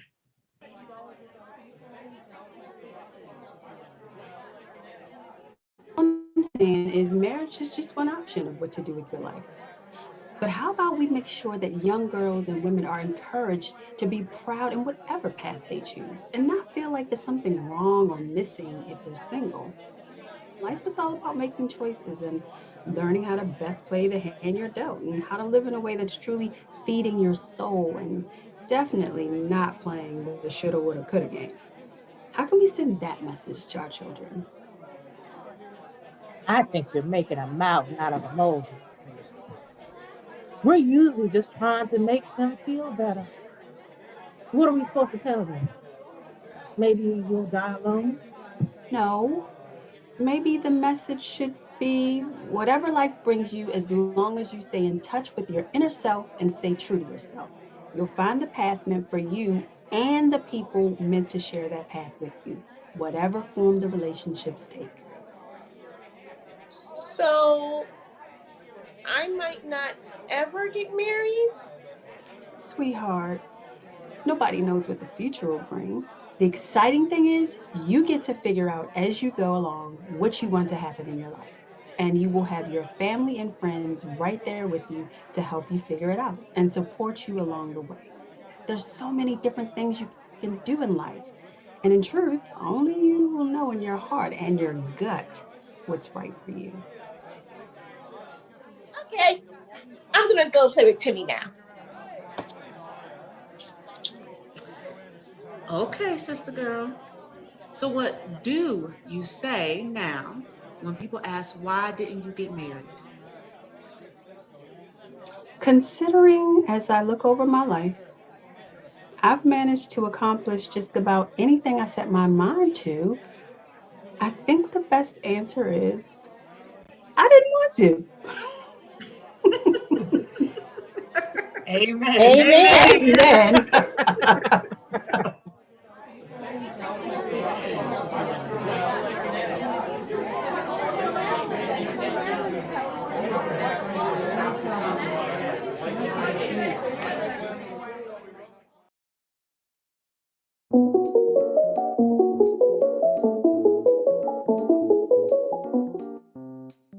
Hey, Black people living your lives. Ever wonder if your coworker, friend, tail associate are racist? And you should try White People Spray, the spray to uncover the hidden racists beneath. Spray once for a general cleanse of microaggressions. Actually, cultural appropriation is a form of flattery. To be honest, I don't really see color, even though I made sure I had at least one black friend to maintain my liberal standing. Spray twice for a deeper discovery of privilege that white people would never admit to feeling or thinking.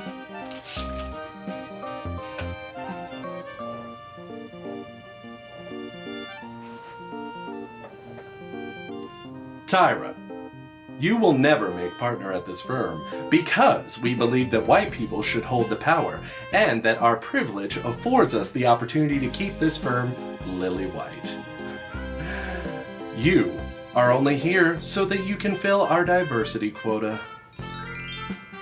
3 times for that hard-to-reach explicit racism and prejudice that people try to hide in plain view.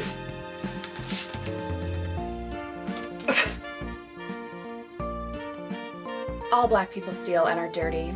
I don't want you near me. I'm going to post later on my alt-right blog about how you people don't deserve to be alive. White power. Well, tell us how you really feel.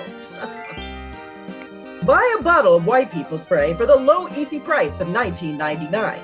But if you order in the next 5 minutes, we will send you another bottle of white people spray plus this fun add-on funnel for when you need to spray larger groups of white people. A $30 value that you get for free.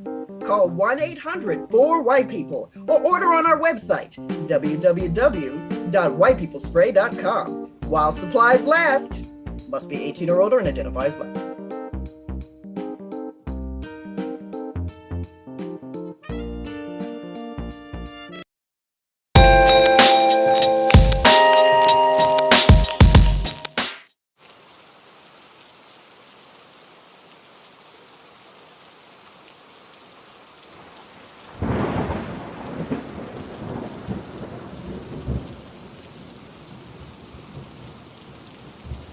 Characters: Morgan, African American female, 30s.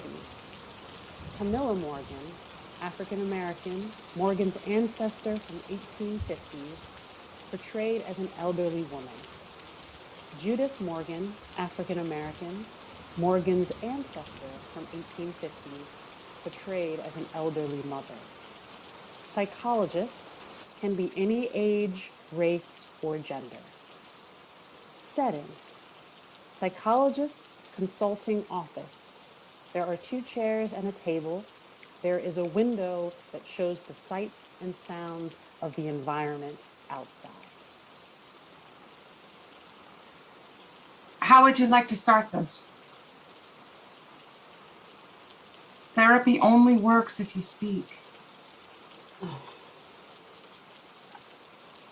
What would you like me to say? We can start with how your day has been. It was great. Really productive. Tell me more. I'm wasting your time. It takes courage and strength to be here. I'm here under duress by an overzealous HR department. They just want to help. No, they don't. It's about protecting themselves, not me. Camilla and Judith Morgan enter. They are seen only by Morgan. Morgan, stunned, is unable to speak. Morgan looks around, blinks, and rubs her eyes and cocks her head to the side. Morgan thinks she is hallucinating, fidgets in her chair, twirls the antique promise ring on the other finger and ignores them. Morgan, confused, looks at the psychologist. We're here. This can't be the right place. Look, it says therapy. Your sense of direction has made us lost. Again. See? We can't have our kinfolk losing their way. Morgan looks at her ancestors, turns her head away, and looks again as if to see that the apparitions have disappeared. Did you see that? What? Oh, man. I must be losing it. Morgan. Why are you here? Helping you to understand your struggles with anxiety. And depression. Okay. I've lost my mind. Morgan, did you say something? Nothing. My head's starting to hurt. Symptoms of an anxiety attack can include headaches and dizziness. Heart beating fast, arms start to tingle, churning stomach. But that could be anything. Perhaps. 3 days ago, I was hospitalized for a slight anxiety attack during a presentation at work. How the presentation was corrupted, the laptop froze, and I spilled coffee all over the senior vice president. So all in all, a bad day. I told them at the hospital I had a headache, which really wasn't true. I was sent home with extra strength Tylenol and the brochure with your card stapled to the corner. This was an anxiety attack so severe you blacked out. It's not normal. Normal is a setting on the dishwasher. That's funny. It's crying all the time. Well, okay. Let's talk about that. Has this happened before? Everyone gets anxious from time to time. Well, sounds like it might be a pattern. Judith Morgan squeezes Morgan's shoulder. She jumps out of her seat. Chelsea, I'm tired of feeling. Stop it. She's not ready.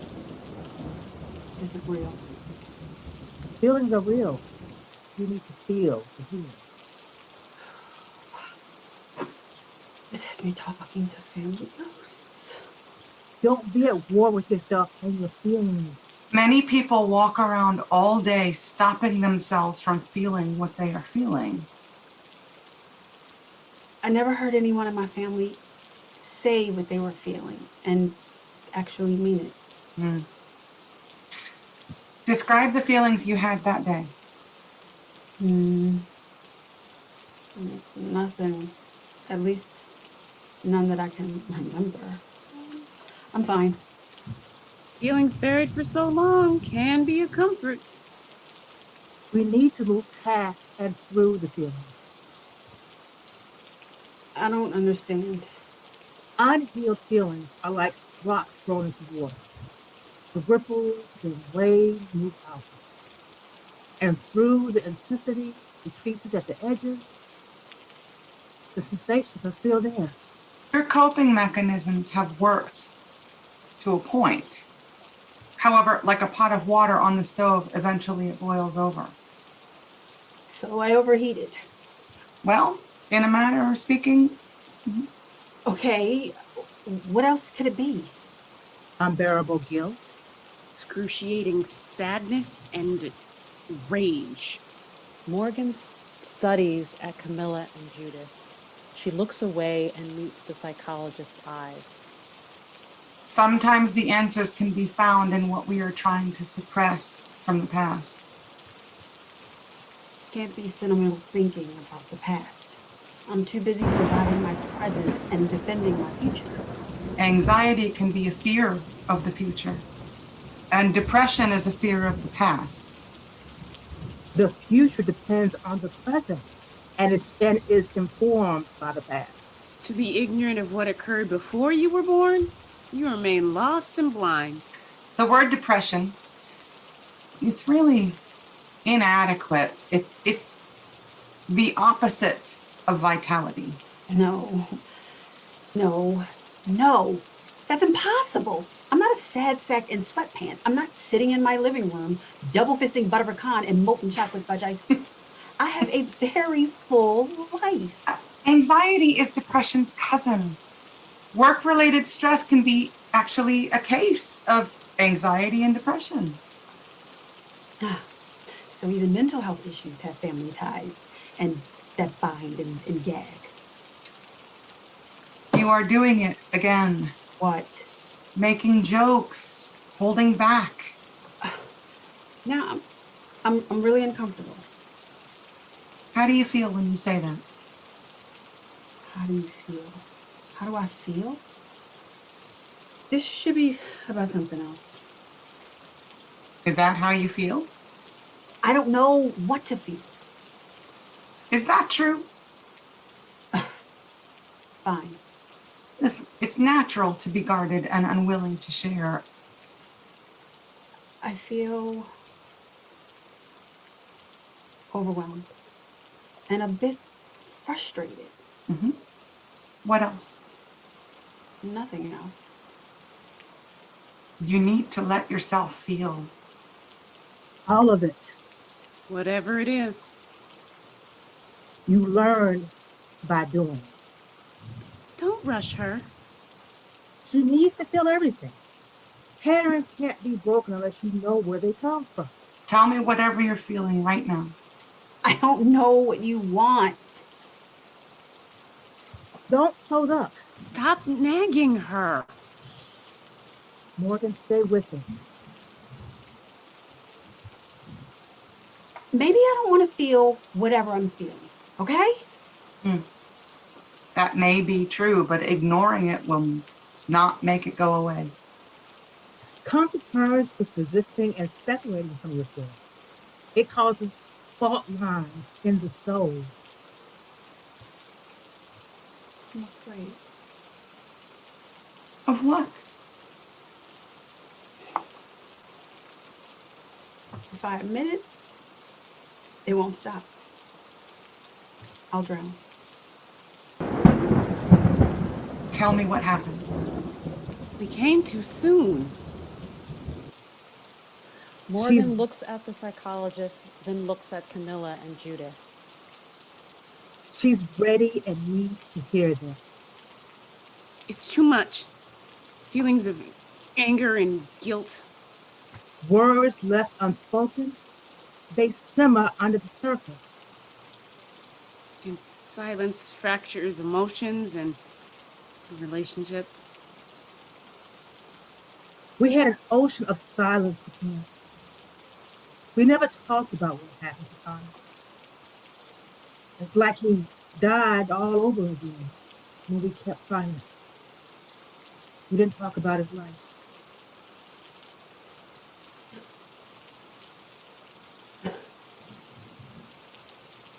I just come back from getting coffee. When I hear people screaming, then things crashing and breaking. The silences we carry burden us and those who follow. And then pop, pop, pop. I thought, it's 9:30 in the morning. This can't be happening. This is a drill. Continue. At first, the sounds were muffled and distant. We had heard weird construction noises all week because they were working on the building right next to us. Then I heard pop, pop, pop.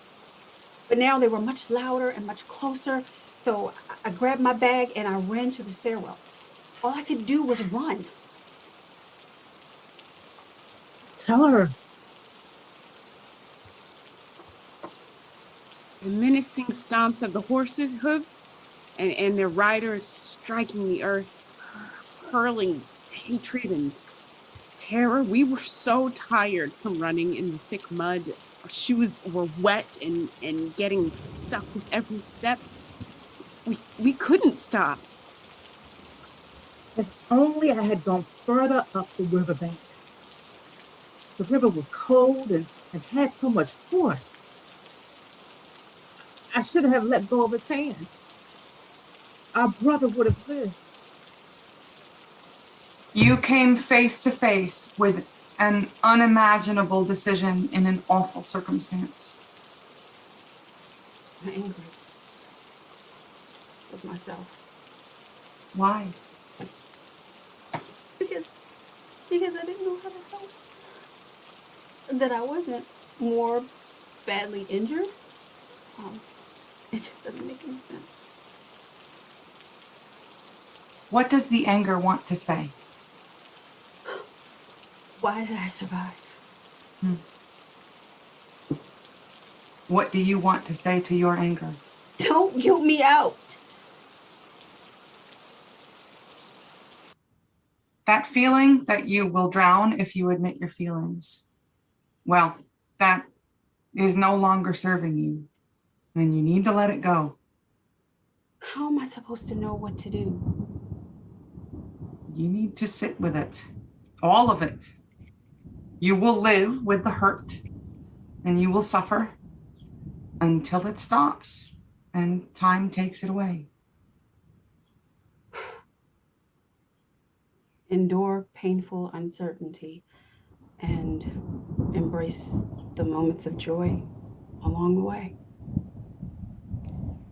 Camilla and Judith Morgan gather around Morgan. No feeling is final. Accept life as it is given to you. And just keep going.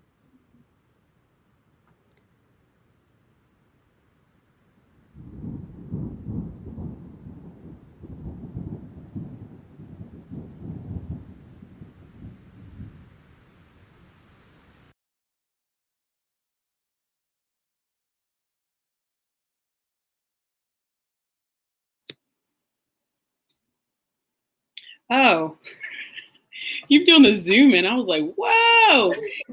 Yay. Yay. Yay, block 2 in the house. That was also emotional.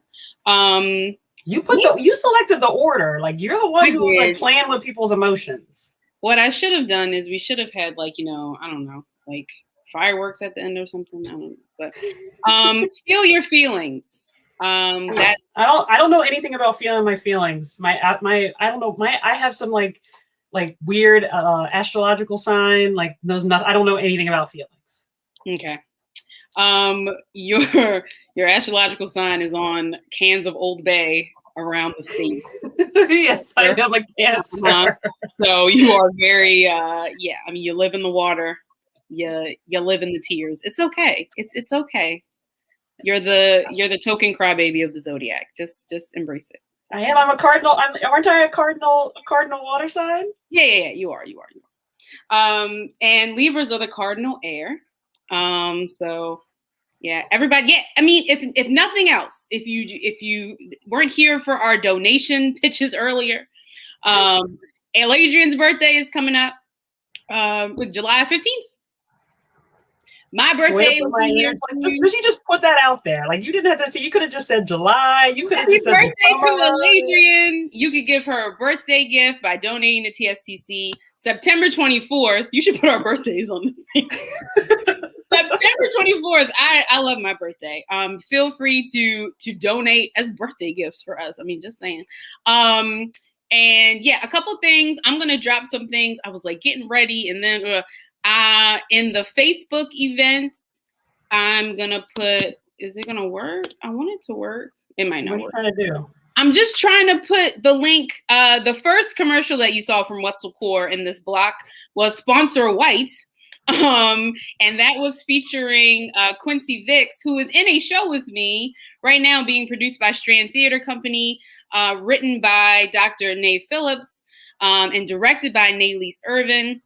It goes up July 8th through 11th. It is a live in-theater show. Live theater is coming back. And tickets are on sale right now.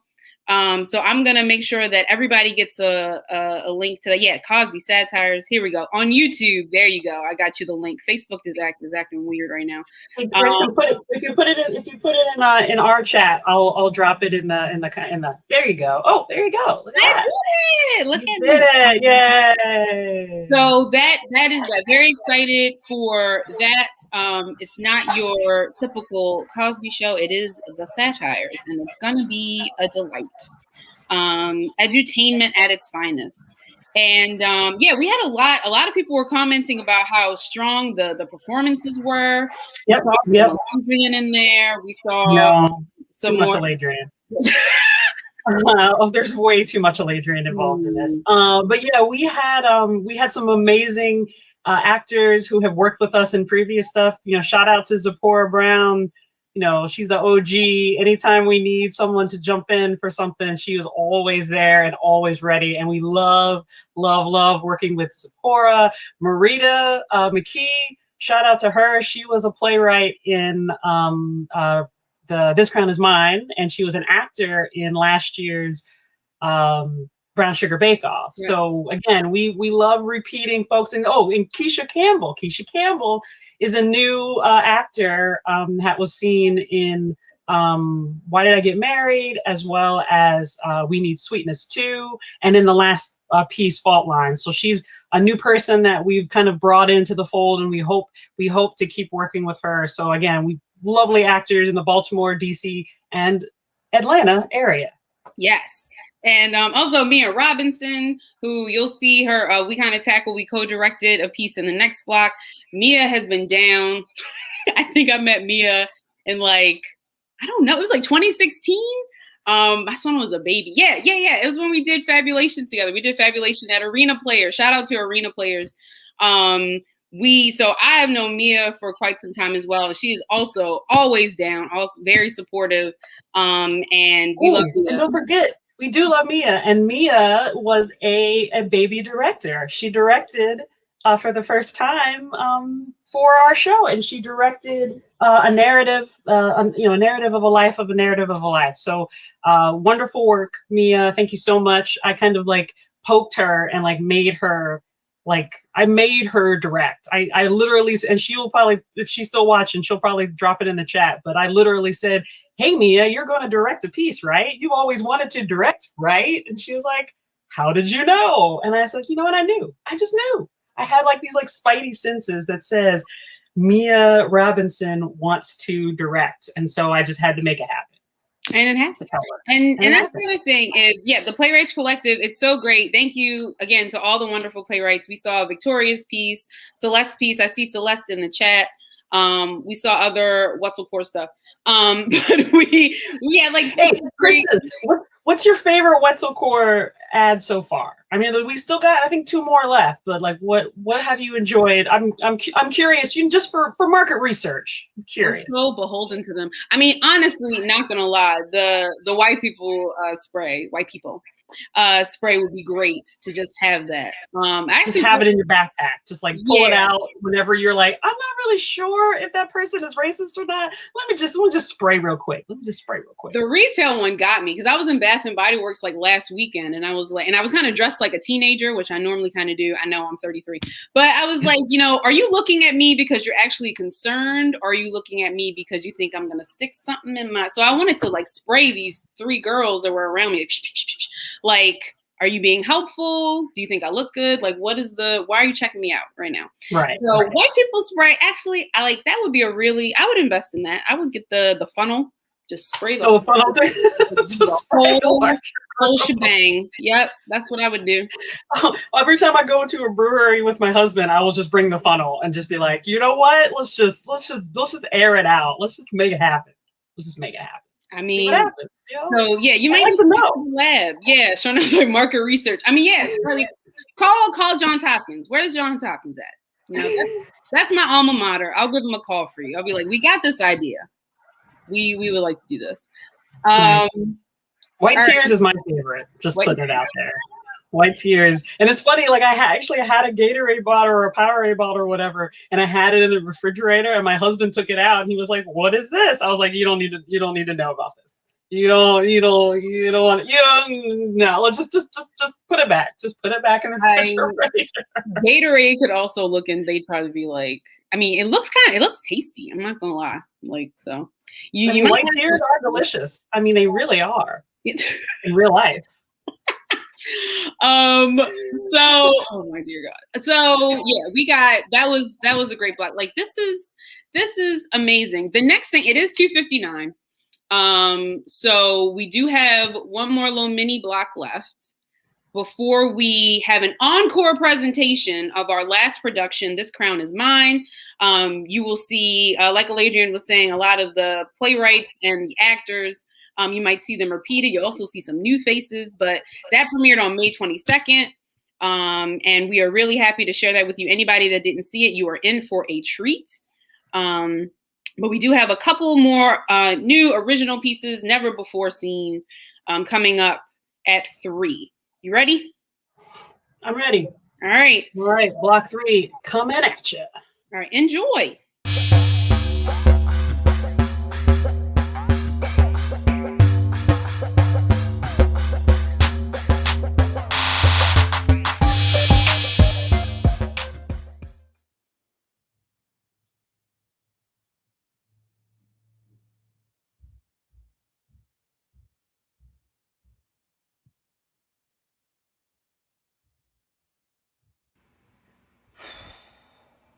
Does your hair seem limp and lifeless?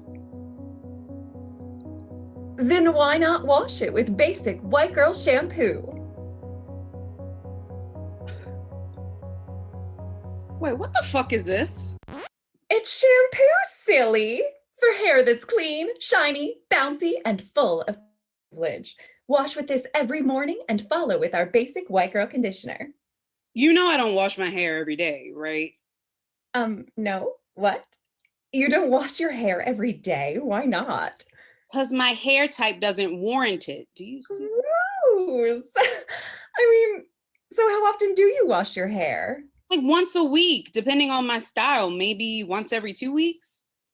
Okay, but you can straighten it, right? Make it look more professional. Really, bitch? I'm sorry. I didn't mean anything by it. I know how angry Black women can get, so I meant no disrespect. I want the best for your hair. Who wants to see all that nappiness? Wash with this shampoo and fit the Eurocentric beauty standards that everyone loves. I'm not using this. Take your marketing elsewhere, Becky. Well, fine. Your life would be so much easier and you'd look a lot prettier. And how did you know my name was Becky? Basic white girl shampoo for everyone. Well, for basic white girls everywhere.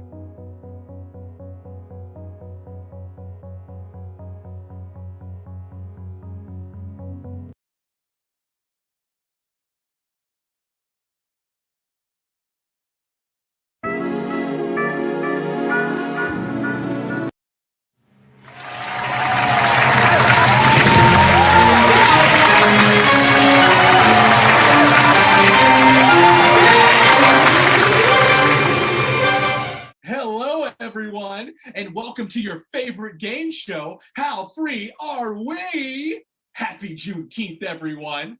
June 19th, 1865, the day that slaves in Galveston, Texas finally found out about the end of slavery 2 years after the Emancipation Proclamation. And now we're starting to recognize it as a national holiday, meaning white office professionals from around the world will have the day off and be served by working class Black folks. Freedom, am I right? We have 3 brilliant contestants joining us today. Ladies, introduce yourselves, please. Hi, my name is Trish. I'm so proud to be here today. Proud to be an American and proud to be free. Thanks for having me. I'm Lisa. I just always want to be on a game show. Hey, I'm Kiara. Honestly, I'm just here to prove a point. Well, it looks like we have a nice eclectic group with us today. Now, to get started with How Free Are We? Wait, do we get to hear the rules before we get started? Nope. Okay. Here we go. Okay, picture it. You are a 17-year-old American teenager applying for college. You just got into the school of your dreams. Your parents can't afford to pay the tuition. Over the course of 4 years, you take out $100,000 in loans and go to the school and study exactly what your heart desires. Is this freedom? Yes! Audience, is this freedom? No! Lisa, would you like to screw over your neighbor by weighing in on what would make this freedom? Sorry, screw over my neighbor? You can offer a scenario that would make this freedom. If you get it right, Trish gets another strike. Hey, wait! And if I get it wrong? Then you get a strike and Trish gets another strike. But that doesn't... Oh, okay. I'll pass on screwing over my neighbor. Thanks. If you say so. You now have a strike. Wait, I didn't know that would happen. That's not fair.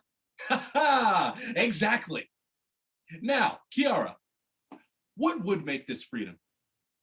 Freedom would be free public college that no one has to go into debt for. Ding, ding, ding. That sounds like freedom to me. Okay, here we go. End of round one, and Trish has 2 strikes, Lisa has 1 strike, and Kiara is at 0. Don't I get points for being right? Nope. Next question. Now, Trish, be careful on this one. 1 more strike and you're out. Okay, next question. You are a single mom of 3 children. You struggled with working enough to provide for your kids while also not leaving them behind. After some missteps, your children go to foster care. You bust your ass for a year and do everything CPS wants you to do, and your kids are returned to you. Is this freedom? Yes. Audience, does this sound like freedom? No! Ooh, well, looks like you got that one wrong.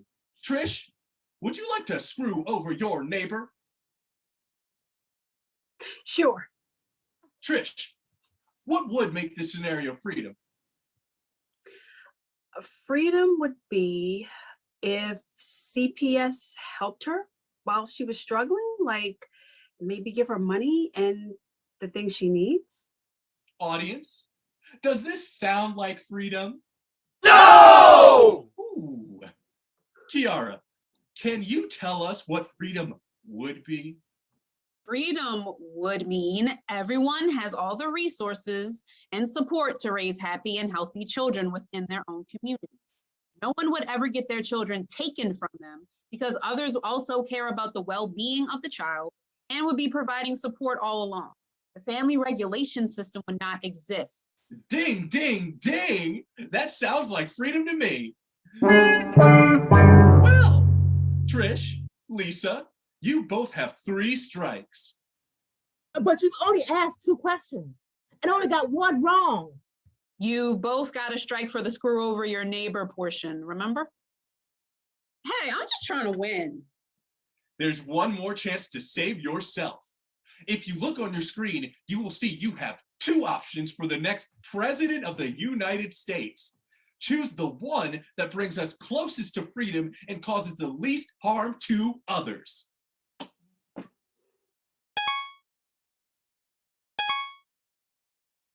Ooh, looks like you didn't get that one right either. What? I picked Biden. Me too. You sure did. And that choice meant a $735 million weapon sale to support the genocide of Palestinians. But we didn't want that. Exactly, but it happened anyway. And if we had picked Trump? The same thing. So there's no way for us to get that question right. Nope. Does that sound like freedom to you? No! Well, now that you've both lost, time to go to prison. What? You're kidding, right? Nope. You can't take us to prison. We didn't do anything wrong. We didn't hurt anybody. How does us going to prison address the reason we failed? Of course it doesn't. It's prison. No, wait. Yeah, do something. I'm sorry. Did you read your contract? It was in the fine print. Well, that was fun. Now, Kiara, in our final round, we'd like a free response in which you tell us what freedom could be. Oh, okay. Wow. Okay. Like now? Oh, okay, right. Well, I guess I see children running around and playing in a community. Their parents aren't watching them closely because every adult in the community is looking out for them. And people are growing their own food, they're making their own clothes. There are doctors within the community and all medical care is completely free. Well, there's no such thing as money anyways. Everyone provides for each other and everyone has their needs met. There's entertainment and people put on shows, they play music, they act, they paint, they write, and others enjoy it without having to give anything because Everyone gives something to society, and everyone is free to dress how they want and be who they want. We're beyond gender. There's no need for anyone to come out as anything because no one puts them in a box at birth. And of course, people are humans and harm happens, but there's a lot less. No one has to harm out of not getting their needs met.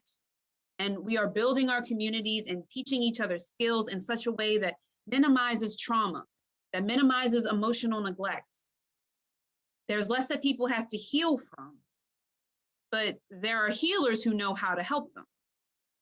And if there is harm, the community comes together to address it. No one is exiled or thrown away. The people who were harmed get agency in what happens. The harm doer faces consequences that make sense. Yeah, that's a bit of what freedom is like to me. That sounds like it could be freedom to me. Well, here we are at the end. Kiara, it's time for you to go to prison. What?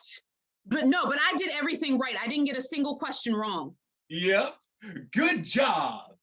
So why should I go to prison? I didn't do anything wrong. I don't deserve to go to prison. Did Trish and Lisa deserve to go to prison? Does anyone? This is America. Because remember, if at any time the state can steal us away from our loved ones, put us in a cell, deny us our rights, and subject us to countless abuses, are we really free? No! Exactly. No, please, stop, please. No, please, stop. Well, that's the end of our program. We'll see you next time for How Free Are We on the 4th of July, this time with white folks.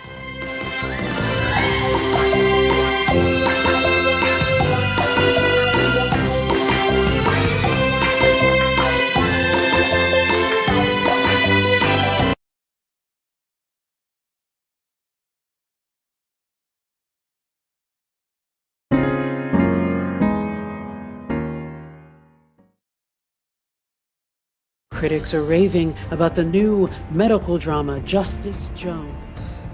Why are you here? Why don't you work at a black hospital downtown?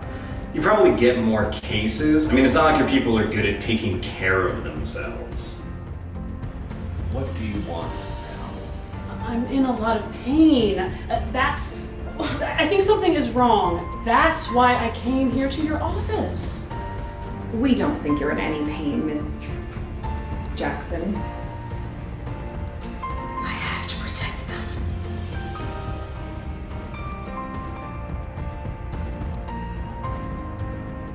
But I don't feel well. Everything is fine.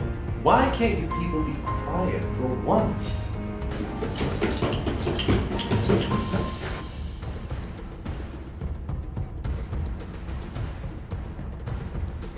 She's going to die anyway. She doesn't stand a chance in here. We have a white patient to tend to who needs our immediate attention. Don't bother us again.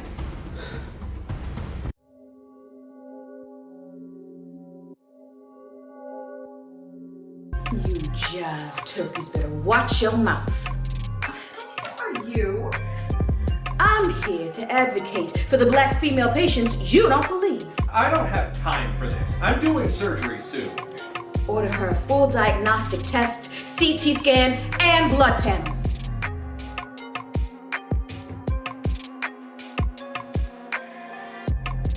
Move up.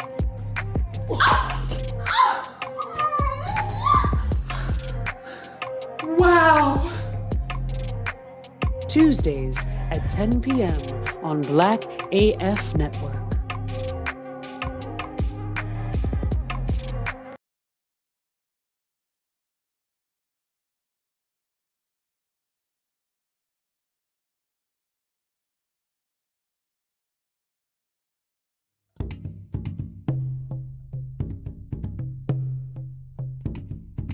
One by one, the women speak the different titles in poetic motion with the sounds of the djembe playing in the background. Goddess, Queen, Priestess, Healer. Nurturer. Teacher. Preacher. Wife. Mother. Mammy. Slave. Servant. Gal. Doctor. Lawyer. Nurse. Writer. Actor. Singer. Dancer. Engineer. Entrepreneur. Activist. Firefighter. Pilot. Military officer. Congresswoman. Senator. Vice President. Stripped from your queendom and sent to a place of plantations unknown. Dark, gray, hazy confusion, unsure of which direction to go. Should I move forward, go left? All the drinking go right? Wade in the water. Or just stand still. Confused by the division that existed in the essence of your being, as you were placed in a role that didn't represent the greatness you behold. From the field to the house, slumped shoulders carrying weight that was not your own. Body battered and bruised by the oppressor, servant to the missus and mistress to the master, forced to meet his desires and carry his bastard. But you fought to survive. Yet you held on to the power within. You didn't let anyone or anything dim your light. You took it and tucked it in the safe place within your soul. Sekhmet, Amsmi, Hathor, Himset, goddess warrior, strength within you.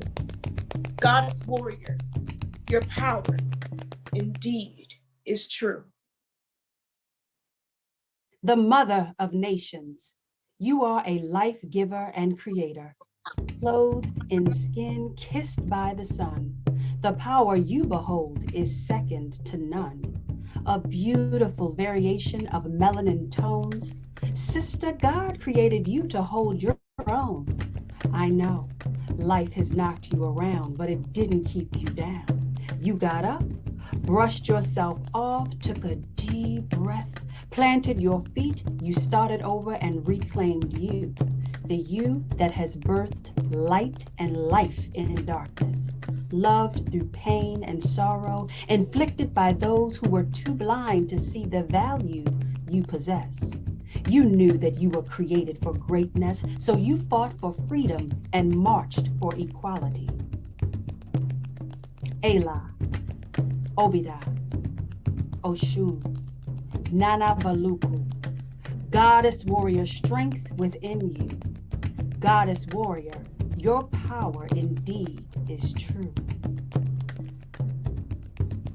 Sis, you have come a long way, girl. Just look at you. Your light shines so bright, nothing can stop you. You made your mark in the world and shown everyone exactly who you are and always have been. Breaking ceilings everywhere you go. You are a change agent, a queen like Makita, a barrier breaker like Shirley Chisholm, a seat taker like Rosa Parks, a fighter like Angela Davis, a money maker like Oprah Winfrey, a pioneer like Septima Poisette Clark, a rule maker like Kamala. Don't give up. The storm is over and you made it through. Today you stand anew clothed in beauty. Don't you know that you are royalty? Your doubt has turned to confidence. Peace flows within you. Isis, Oya, Yamoja, Olambo. Goddess warrior, strength within you. Goddess warrior, your power is indeed true. Your light shines so bright, nothing can stop you. Don't give up. The storm is over and you made it through. Clothed in beauty, don't you know that you are royalty? Royalty.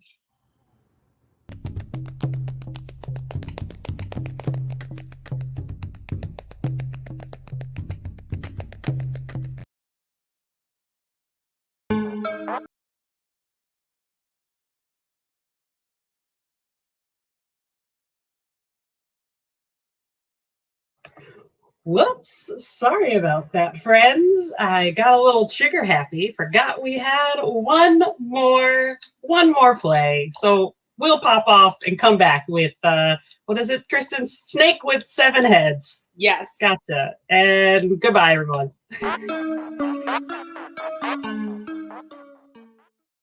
The Snake with 7 Heads, a folktale from South Africa. Long ago, there lived a woman named Manjusa, who was a very talented singer and dancer. People loved to hear her strong, vibrant singing voice, but even more, they came from near and far to ask her to dance for them on important days of celebration. She danced for birthdays, anniversaries, and all sorts of special occasions, but she was especially known as a wedding dancer. Manjusa lived in a small village where humble, hard-working people and brave hunters also lived. Eventually, Manjusa married the leader of her village's hunting band. Over the years, the couple had 3 children, 2 boys and 1 girl. Sometimes, Manjusa's husband would be off doing his job of hunting for weeks at a time. On one of these occasions, Manjusa was preparing a special meal for his homecoming. As she worked, an old woman came and asked her to dance at her granddaughter's wedding. Manjusa had to refuse because she had already agreed to dance at another wedding that same day. The old woman tried to persuade Manjusa to cancel the other appointment, but Manjusa refused. She always honored her commitments. In an effort to compromise, Manjusa told the old woman to change the date of her granddaughter's wedding so she could dance at it, but the old woman refused. The two were at a standstill. The old woman became so angry that she threatened to cast a terrible curse on Manjusa's husband so he would turn into a terrible, ugly monster. Manjusa became more and more frightened as she waited anxiously for her husband's return. When he finally arrived, he looked very strange. As the night wore on, he had turned into a snake with 7 heads. Manjusa hid her husband in a shed so the children wouldn't see their father in this state. She fed him to keep him healthy. A few nights later, Manjusa's grandmother came to her in a dream. She told Manjusa that she needed to dance at 7 weddings in order to break the curse. She was also told to keep this a secret, even from her curious children. After that, every time someone asked Manjusa to dance at their wedding, she gladly accepted. Between wedding engagements, Manjusa fed her husband and kept him locked in a shed. Her children asked why she set the food aside. She told them it was for their father in case he came home from hunting. The children also noticed that she kept the shed locked. They wanted to get the key to see what their mother was hiding, but Manjusa kept the key with her at all times. Months passed by as Manjusa danced at first 1, then 2, then 3, then 4, then 5, then 6 weddings. On the day of the 7th wedding, Manjusa was so excited she forgot to lock the shed before going off to dance. When her children realized that the shed door was open, they went inside to investigate. When they saw the snake with 7 heads, they screamed and ran out to tell their friends. They left the shed door open. As soon as they left, the 7-headed snake slithered out of the hut and over to the river. There it lay, sunning itself, when the children came back with their friends. This was such an unusual thing to see that the village children ran home to tell their parents about it. The men wanted to leave the snake alone, but the women wanted it dead. They poured pots of boiling hot porridge over the snake, and it began to moan in agony. As Manjusa returned from dancing at the 7th wedding, she heard the village women singing about killing a snake with 7 heads. She ran toward the river as fast as she could. She was afraid that her husband was dead. However, when she arrived, she saw the snake turned back into her husband. He was dazed and confused, but alive. Manjusa was so happy to see her husband whole again that she began to sing and dance. Her children were so happy to see their father again that they ran to him with open arms. How wonderful it was to have the family back together again. Once the villagers got over the shock, they too sang and danced. What started out as a frightful day ended with much rejoicing.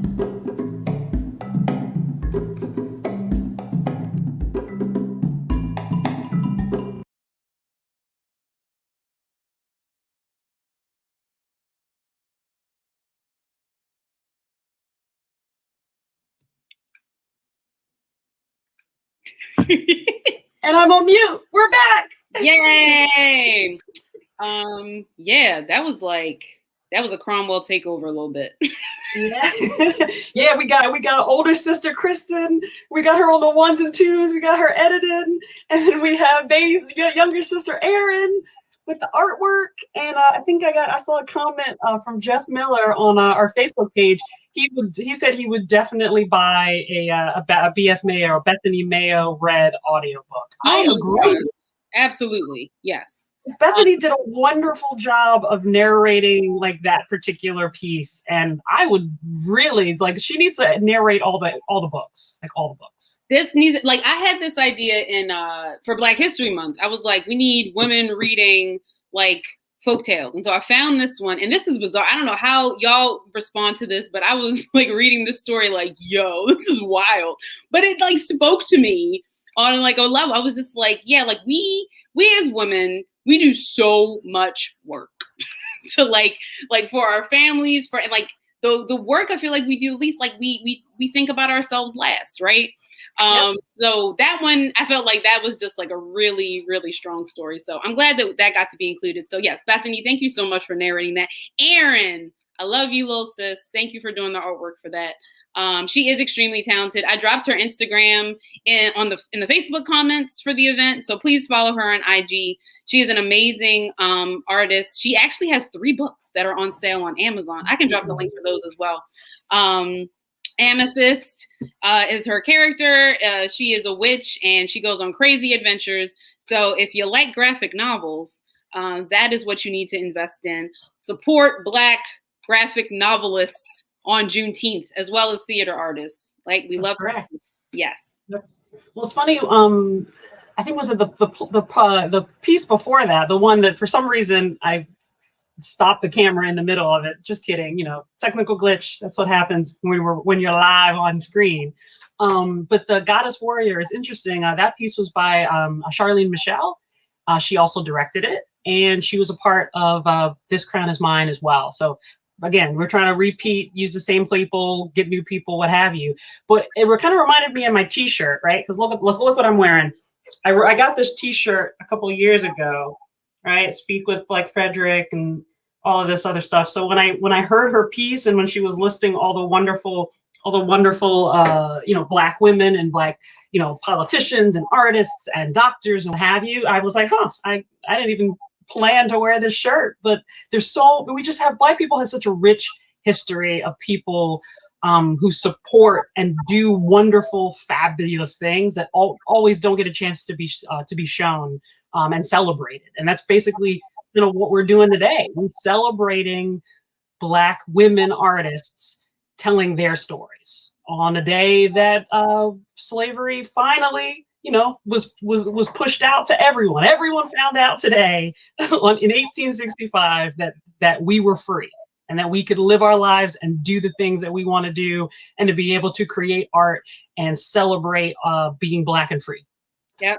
One of the things we want to do, like Lauren Davis as Justin Jones, I put in the comments, Black AF Network is what BET should be. BET just needs to call you and Lauren Davis, and y'all need to have your own channel. And Alexander Scally, Barbara Madison, thank you so much. Y'all are in a lot of these sketches, and y'all are hilarious.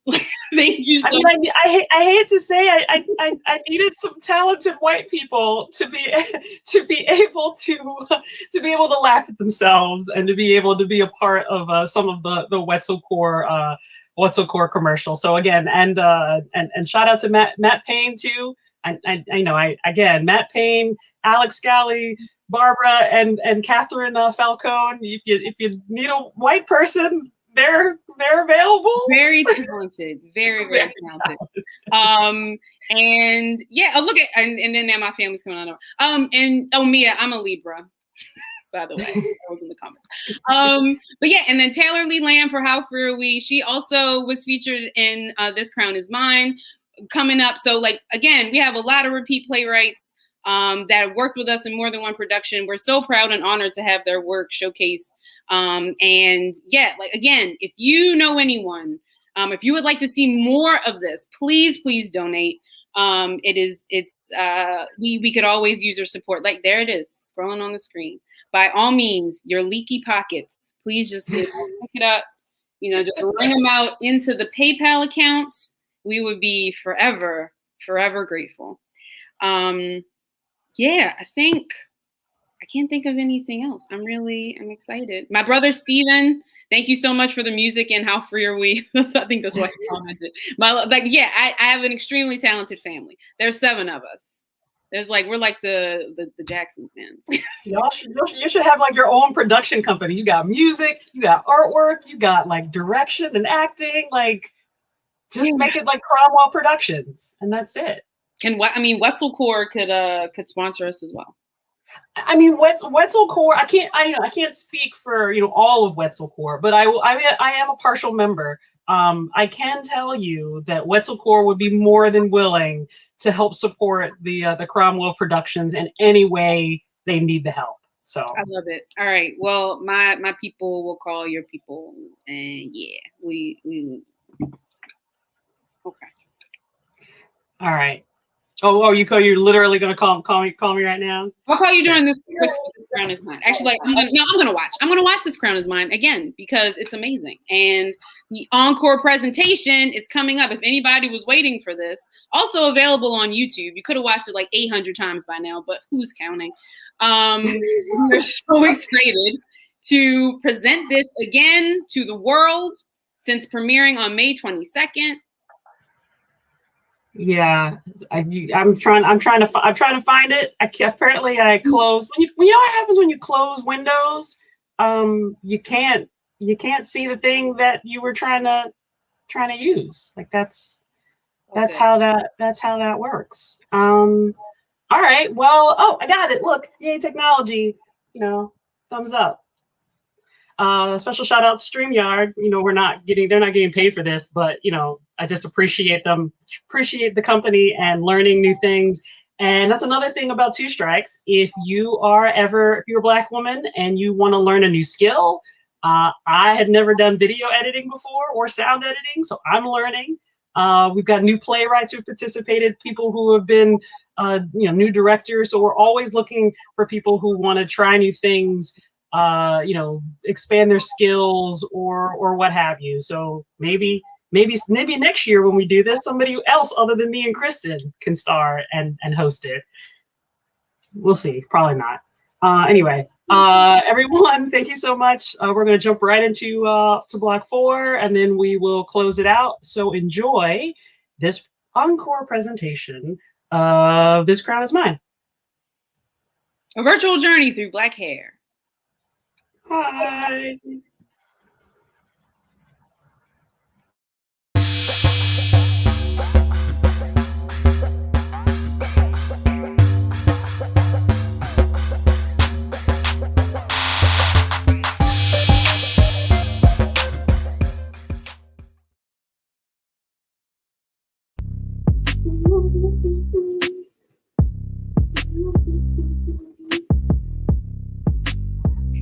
Hi, kitty girl.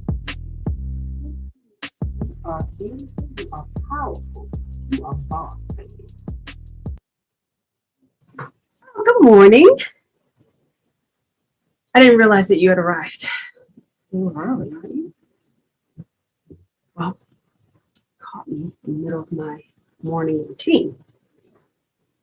Anywho, how are you on this beautiful day? Guess you're trying to figure out why I invited you here. Any ideas? Well, I asked you to meet me here today because I wanted to say thank you. Yes, thank you. Thank you for what, you ask? Thank you for finally setting me free. Free from the bondage. Free from the opinions of others about my beauty. Ever since we arrived in Jamestown in 1619, I haven't been the same. You can't even begin to imagine the trauma I've experienced. I'm accustomed to being worn in many elaborate styles, adorning the crowns of African queens and kings. When people saw me, they recognized one's social status, marital status, tribal ranking, or origin. The way I would easily twist and coil into beautiful works of art was just simply amazing. Then something awful happened. I was no longer a symbol of beauty. I became a symbol of shame, something untrue. I was no longer able to be free to coil and kink to my heart's desire. The effects of the transatlantic slave trade stripped me of everything I knew and loved. There was no longer a beauty to behold. They cut me off. I was left uncared for and forced to wear tea-ons, so required head covering enforced by 18th century laws in Louisiana because apparently my presence and beauty was a threat to the social order. You see, the truth is, white men didn't like the attention I received from their men, so I had to be put in my place. But that didn't last very long because the sisters whose heads I adorned found creative ways to style those teenagers. So that plan backfired. I have survived many attempts to extinguish my greatness.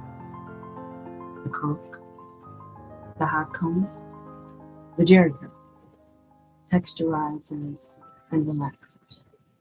I've been through it all, and here I stand. Here we stand. Sisters, y'all are doing it. You're carrying the torch that started back in the 1970s with the movement to reclaim our beauty and love our curls and coils.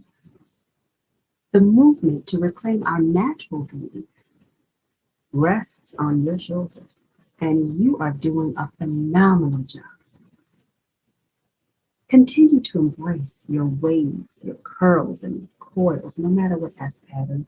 Continue to embrace the beauty that you behold. On behalf of hair across the diaspora, thank you. Thank you for letting us be exactly what the divine created us to be. Simply beautiful.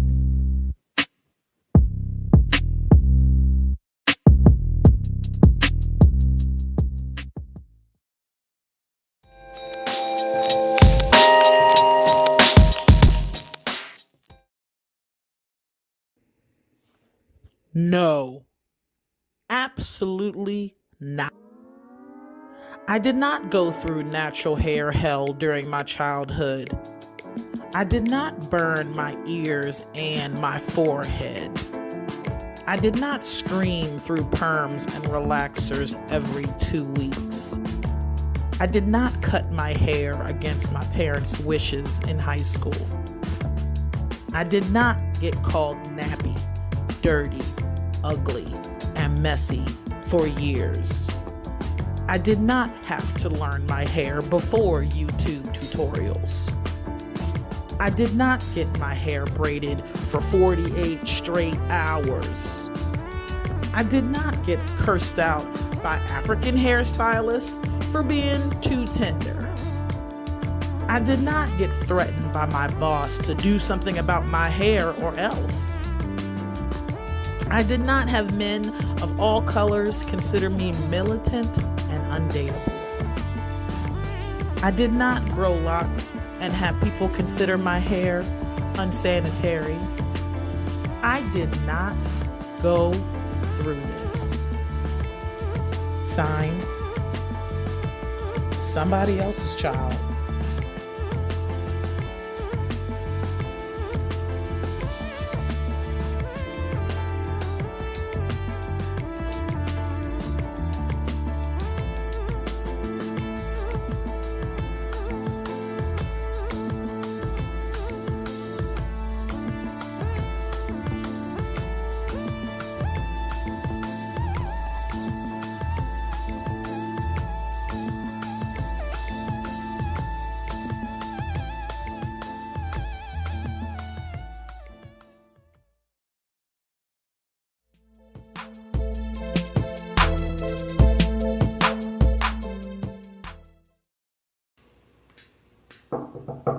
Come.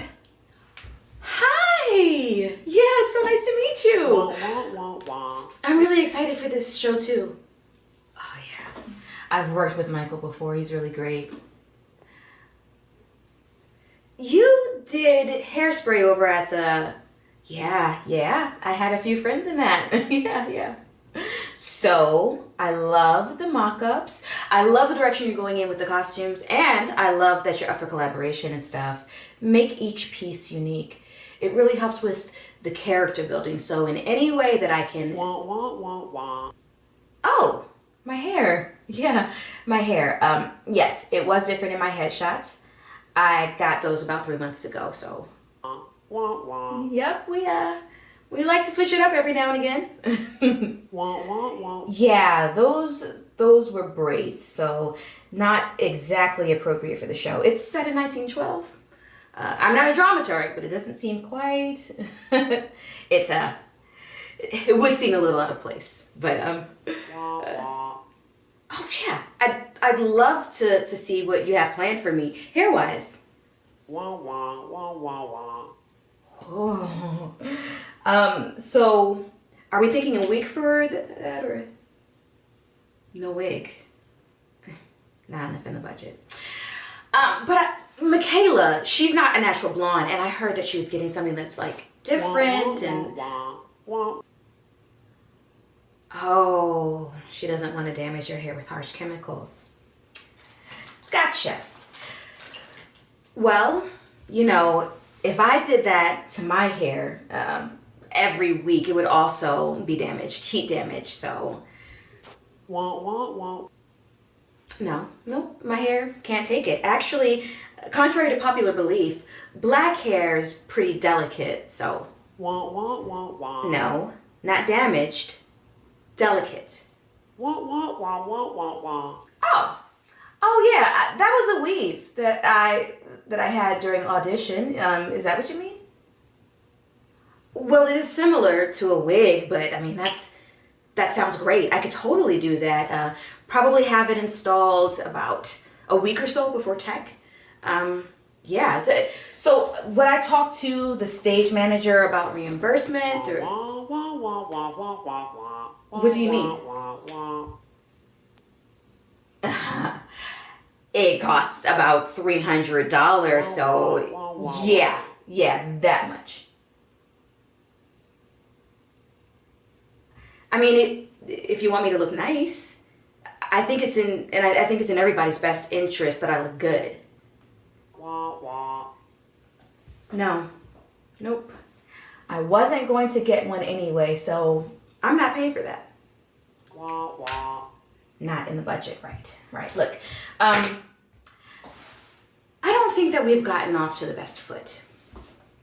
I can't blame you that your faulty, though I'm sure very expensive education failed to teach you about hair that has a natural curl. Actually, I can.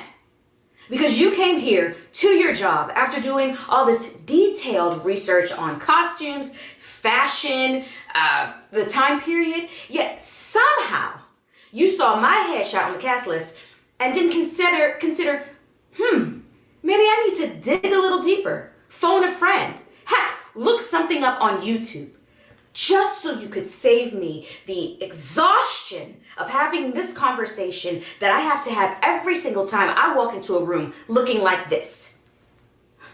For me to do your job for you. Because we both know that I'll come up with something. Because I don't want to walk out there looking like a bummy mess on that stage. Because somehow it's going to reflect more on me than it does on you, and ain't that...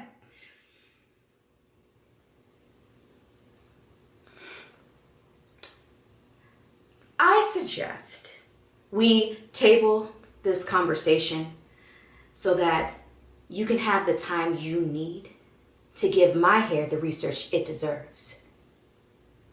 And then we can circle back around. See a design run. Okay, bye.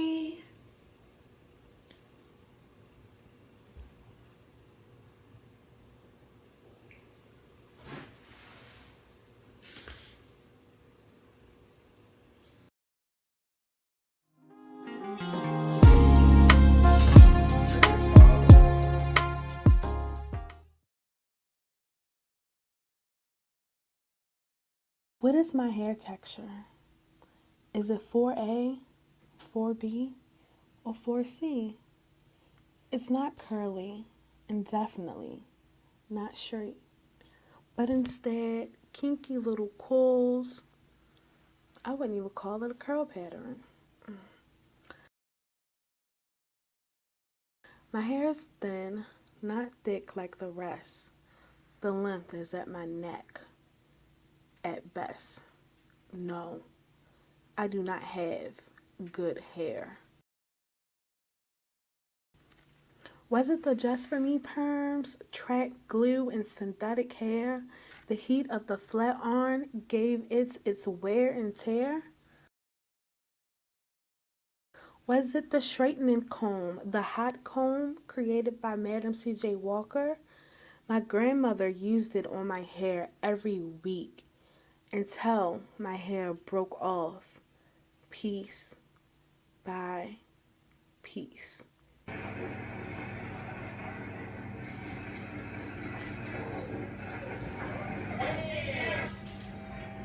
Miss Padilla. What's wrong with your car now? Nothing. For real? Nothing's wrong with it.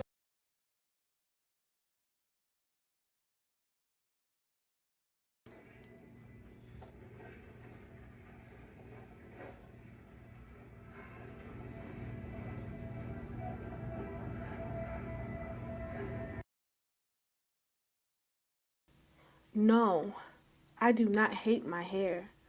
But do I love it? Sometimes. I hate the fact that it's short, but I love the versatility of it.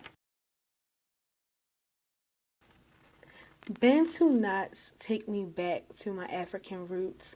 Braids provide a protective style. Wigs are spontaneous and fun. My natural fro is unique.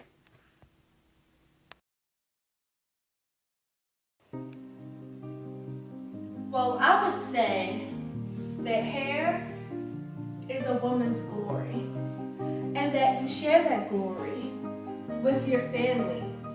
They get to see you braiding it, they get to see you washing it, and they get to see my hair, my glory.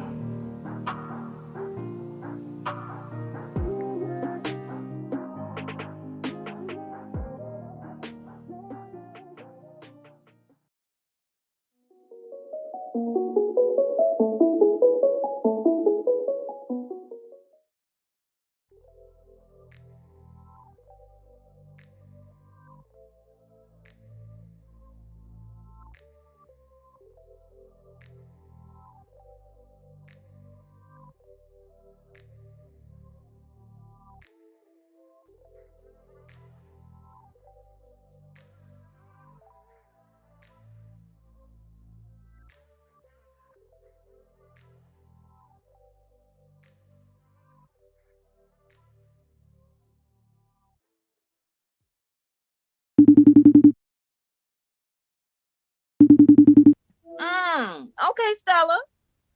Not like that. It's a virtual date, just so I can match your name with the face. Or a ring to finger. Slow down. Listen, I'm calling you because, look, I'm about to send you these pictures. I want you to look at them really quickly. All right, so you see, I realized that none of them actually show my natural hair. Even my natural hair picks on me with the wig from that IG boutique, the one, Not Your Roots. Girl, you know I told you I'm trying this whole other approach now. No lies. Lying? Who's lying? Girl, wear your hair however the hell you feel the most comfortable. That's a lie? Bitch, I don't even have the same hair types as the styles in these pics. He thinks I'm a 2C and I'm a 4C. Well, you damn sure was a 1A L DeBarge back in the day. You remember that motion perm you gave me? Almost burned the back of my neck up.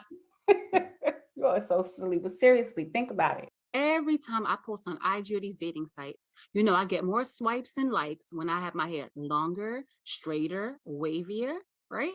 And it's always them high yellow fellas and the I don't see color brothers. I mean, the Hotep fam, they do love the bush. But I just don't know, like, am I going to give him Yara Shahidi tonight or Florida Evans? Girl, am I picking or am I slicking? I don't know. Maybe what you think, Soul Glow or Juices and Berries? How are you going to say that you want a man that can grease your scalp, but he can't actually get to it? And your hair is always cute. Like, that nigga don't know hair textures. Trust me. I think he just wants to make sure that the two of you aren't sitting in the same barber chair, or that you guys are not going to cross paths, on your way to getting a Caesar anytime soon. You understand what I'm saying? Our hair is like our next level of intimacy. And you know Dee's motto. If he can't help you pick up a comb, then you don't need to take his ass home. His ass home, exactly. Okay, but like, what if, right? What? What if what? Girl, what if he likes it? What if he wants to play in it? Girl, what if he wants to pay for it? Wear your hair however you feel the most comfortable. And if you are giving Lady of Rage tonight, then rock on with your bad self. Period.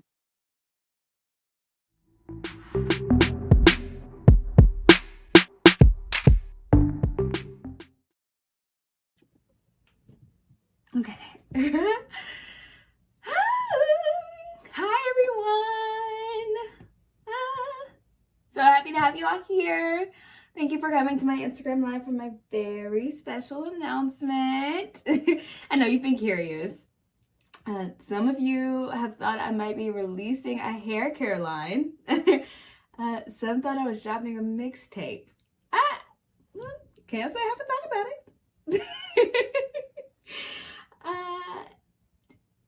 LOL, yes, I am stalling. I want to give people time. I know y'all be on CPT. And this is a big announcement. As many people are here to hear it, the better. Oh, thanks. It does look extra good today, doesn't it? Yes, I will definitely tell you how I got this look. Okay, 3,000 people. I think that's enough.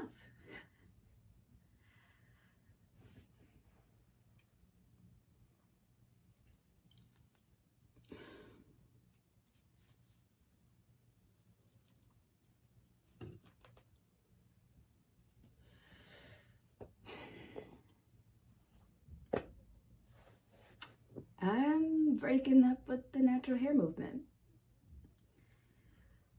I know this comes as a shock to, well, probably all of you. Some of y'all have been here since that first twist out video when I didn't even know how to edit, and I love y'all for that. But it's time for me to go. Now, I never wanted to be a natural hair vlogger in the first place. You know that? I was just trying to get my little videos off talking about books and sci-fi TV. And someone commented on my video and said, "Oh my God, I love your hair. Can I see your routine?" And I uploaded my twist out video and boom, my subscribers shot up. And suddenly it seemed like the YouTube thing might actually work out. Like, why not become a natural hair YouTuber? But y'all, I'm not a hairdresser. I'm not a beautician. I'm just a bitch with a ring light. Like, there are 500,000 of you. We do not all have the same hair. And I don't mean this 3C, 4C bullshit. Wait, pause. Did y'all know that the hair typing system was created by a man to sell products? Yeah. Yeah, I just found out. Can you believe that? Anyways, we do not have the same hair. There's just no way that what I do to my hair is going to work for 500,000 of you. I mean, is it even half of you? A quarter? How many of you do exactly what I do to your hair? Exactly. Just a baby X45. You had to experiment. You had to discover what worked for you, not just do exactly what I did. Thank you. To be honest, I've been feeling this way for a long time. Maybe since I started, but I finally had to stop because, like, integrity, ethics. I've been on a journey lately. I haven't made a video about it because I don't want to stumble into another YouTube niche, but I've been healing. I've been learning a lot about myself, and the more I get in tune with who I am and with what I want to do in this life, the more this space doesn't seem right for me. Like, okay, like every time you see me do a video where somebody sent me their particular products, yeah, I'm using it, but I use it one time for the pic and then never again. My regular routine is the same exact shit it was in that first video because it worked. No need to change it, but I've done how many hair care video routines since then? For what? People are paying me to use products I don't need so I can get you to buy products you don't need. I'm sorry. Just makes me feel icky. Okay, cool. Break up with the natural hair movement, but did you have to cut all your hair off? Woozy face emoji. Okay. Well, first of all, I'm a Leo. But yes, I did need to cut my hair off because you all were obsessed with how long my hair was. Pics of me have been circulated on Twitter with the caption, "Black girls grow long hair, damn near as many times as the little blonde Melanesian kids." There was a time when fooling with y'all on the TL had me stressed about how long my hair was. Why? Sure, black girls can grow long hair, but some of us don't. And why would we want to? Our hair and all the different types does the coolest, most amazing things that nobody else's hair does. Have you seen the kinky hair sculptures? Like, the natural hair movement should be about embracing what our hair naturally does. And it doesn't seem like that right now. We're taking hours and hours to manipulate our hair into everything but what it naturally wants to do. The natural hair movement feels like a lie. Or maybe I feel like I lied. Maybe it was good at the beginning, but then capitalism did what capitalism does. Colorism did what colorism does. Corny niggas in the comments do what corny niggas in the comments do. I don't know. I can't rock with it anymore. This is just my truth. This is just my truth. Now, I'm not about to drop this truth bomb and bounce, but I'm not about to give y'all a video crying. A little viral crying YouTuber goodbye. And truthfully, I'd like to be a my bald-headed whole shit without 500,000 if without 500,000 1,000 eyes on me. So I'm deactivating this account.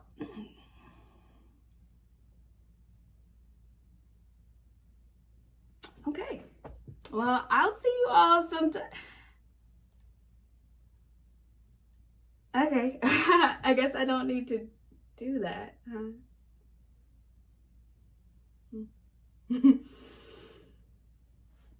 Bye.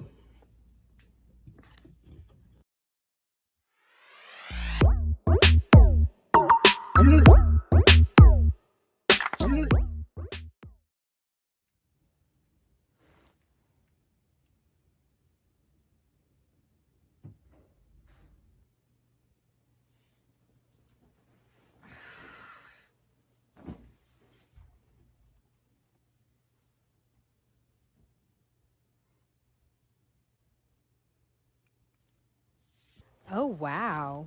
You No. cut your hair? No. Please. Where no. Don't cut your hair. I like your hair Where'd the better afro long. I go? didn't know you were going to cut Trevor, your no. hair. Where did the afro I go? just like longer hair better. Please don't cut your hair. Big chop, huh? Just like longer hair better. Do you miss having long hair? Long hair, long hair, long hair, long hair, long hair, long, long, long, long.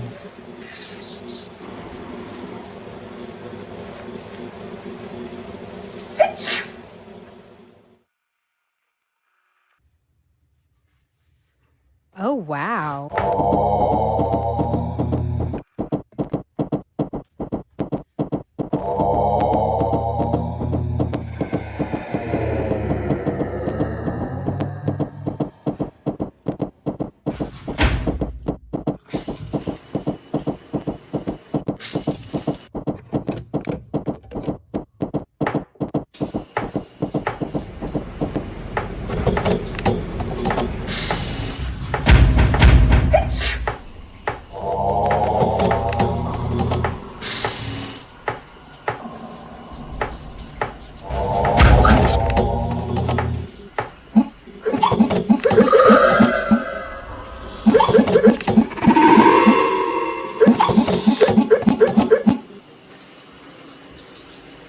In December 2019, I flat ironed my hair, not realizing it would be a pivotal moment in my hair journey. I rocked the ponytail for a minute, thinking it was stylish, and it was.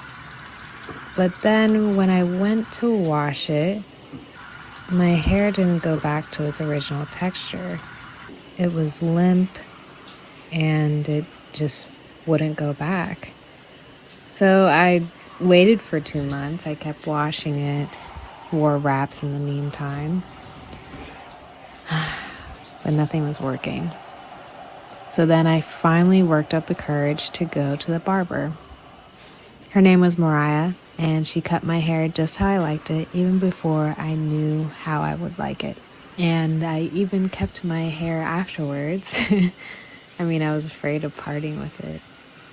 So yes, I do miss my hair, but after I realized it wouldn't go back, it didn't feel like my hair anymore. So like any good thing, I just had to let it go and move on, move forward.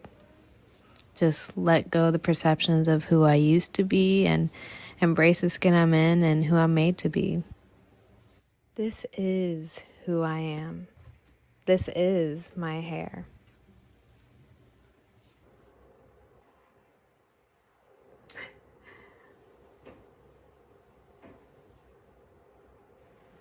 And I love it.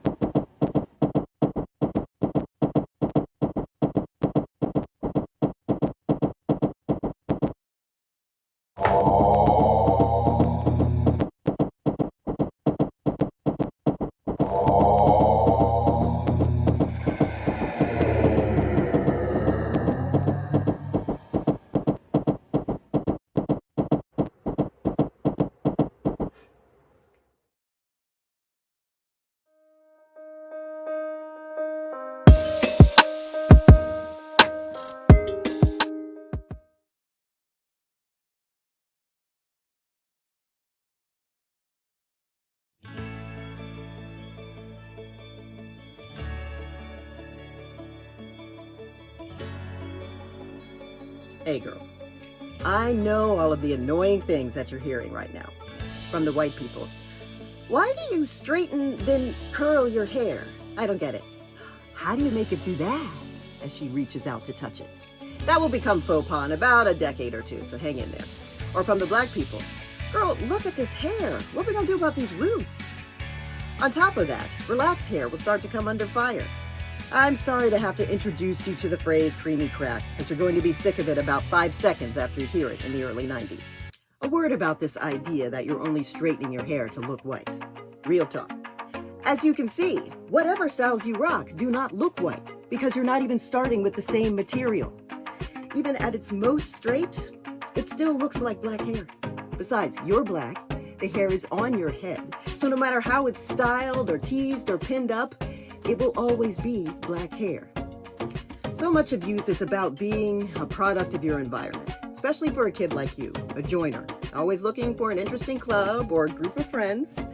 And this happens to be your environment. Fitting in, wanting to look like the peers around you is not just a lost black teenager thing.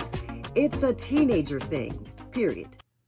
Besides, just having the hair that you have, which acts differently than everyone else's, is a daily reminder that you will not, and more importantly, do not have to, fit in all the time with your white peers. That unique quality is to be celebrated. If you're gonna stand out anyway as only one of dozens of black kids in a student body of over 5,000, do it with style, your black style. One day in 1999, you will realize you've been trying to comb over the front part of your hair like a middle-aged white man trying to hide a bald spot, and decide that there's a better way to do your hair. You will fill in the gaps of your hair knowledge by finding out about things like styles that rest your hair. I know, right? You will also find styles that will give you a version of the curl that you grew up with and that you like without damaging your hair and scalp. I promise that one day you and society will catch up with each other, or start to, and you and others will demand acceptance for the way the hair grows naturally out of your head, and encourage the changing up of the looks even every day, because that's something we as black women get to have fun doing. And you don't have to do the big chop. Transitioning hair takes little effort, but can be worked with if you still want your long hair while you're waiting for the perm to grow out. Oh, a pro tip, find big headbands now. And while you're at it, don't throw out all your scrunchies like your white friends did after college. They are perfect for sectioning out your hair so you can wash it. Oh, time out. Let me tell you this now, so you don't have to learn it in your 40s. White women wear extensions. Cher, Dolly, Morgan Fairchild, that is not always their hair. You just didn't know because they don't have to take crap for it. Just saying. That said, do you sometimes miss the old straight look? You bet. And just based on years of habit, when you have a nice event to go to, your knee-jerk reaction is to go and get that blowout. Provided you're not under quarantine, but that's a whole other play. However, the older you get, the easier it is to stop beating yourself up for liking some styles that were around during your formative years or just wanting to shake up the look. Besides, after a wash, your curls pop right back. Listen, black hair is inherently political, especially in the United States, where we've been taught that the black beauty aesthetic is inferior. And remember this, the idea of your hair being part of your whole identity goes all the way back to our roots in Western Africa. So you see, this is much bigger than all the decisions you made during your Bon Jovi-soaked high school days. So whether it's blown out, twisted up, left to dry, or just plain looking crazy, that crown is your privilege to wear. Protect and respect it.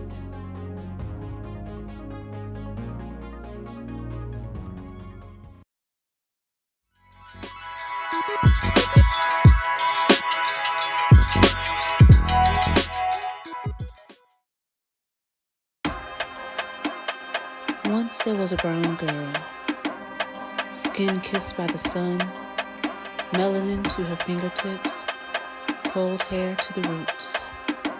But her roots, dry from reflections in mirrors that were never meant for her, straightened to suit false narratives of beauty, entangled, pulled back, patted down to keep from scratching at her roots. Scars from relaxing her identity now etched in her scalp, her mind, prone to blend with weaves of opinions formed from oppression's thread it does not hide. The new growth, now kinked up at her roots. Textures only her ancestors could foresee. That foresee now waves a little differently, because hot combs and silk presses only revealed the thickness of her roots. Braided together with stories of our glory, where kitchens magically turn to locks, where crowns are held up by nappy edges and proud afros. Those two strands laid down by Mama Nim have a little twist to them. So these roots will not be controlled and do not need taming. And how beautiful is this dreaded truth? Because there's something protective about her roots.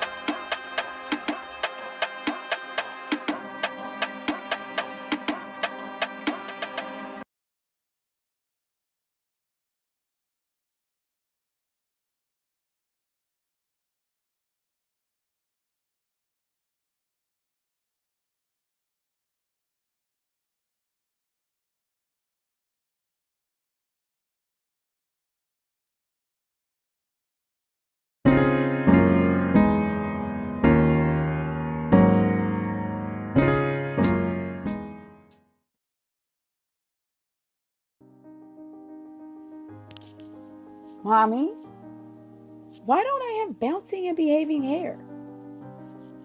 A commercial for Pert shampoo, and suddenly my mom had to explain to me why my hair wasn't like the other children's hair on base. While it might bounce and behave, it wouldn't like that white woman's or any of the other children I was surrounded by. I learned that it wasn't just fine, it was beautiful, just the way it was, and perfectly me. But why aren't there any commercials for girls with hair like me? My mother's answer was brutal, yet honest, because white people don't see girls like you. I learned that unless I was exceptional, or they wanted someone to fetishize or blame, the world would not see me. That's not your real hair. A refrain heard time and time again. Apparently, being dark-skinned with curly hair meant that it was fake, and therefore it was totally fine for others to touch or pull, including teachers. I often responded with, even if I bought it, it would be mine. Or, who raised you? I learned sarcasm and humor. I learned that my words could protect my hair and me from grasping hands. Oh, you got that good hair. A statement I had no context for. Once again, my mom had to explain that good hair was hair that was clean, moisturized, and styled however you wanted it to be. I learned to armor up emotionally, if not physically, as all black girls do, sooner or later. I learned the world is not kind to black girls in any form.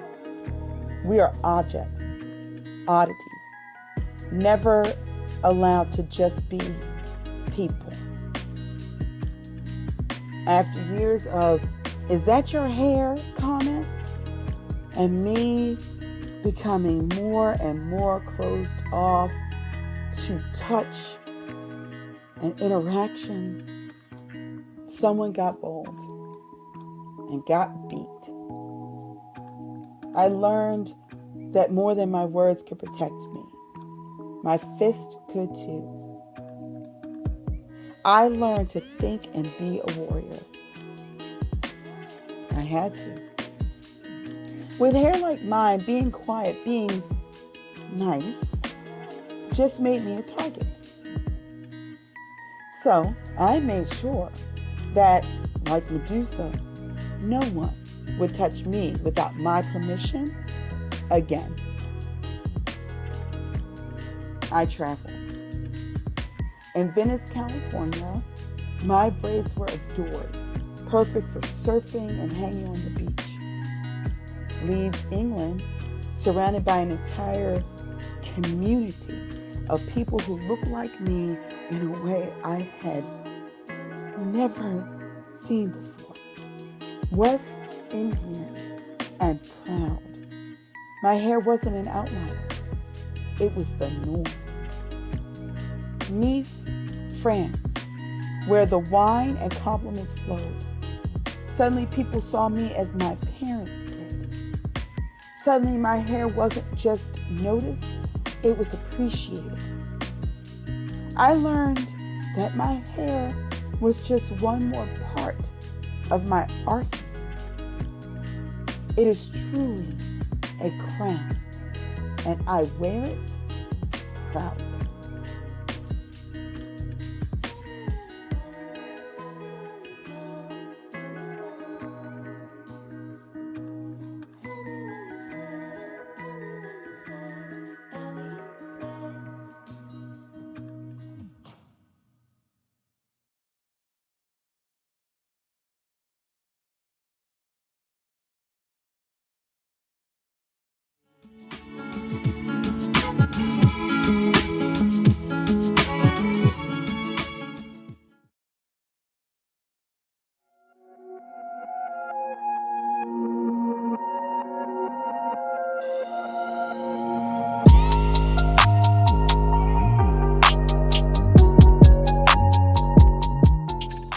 Okay, I'm ready. I'm sorry.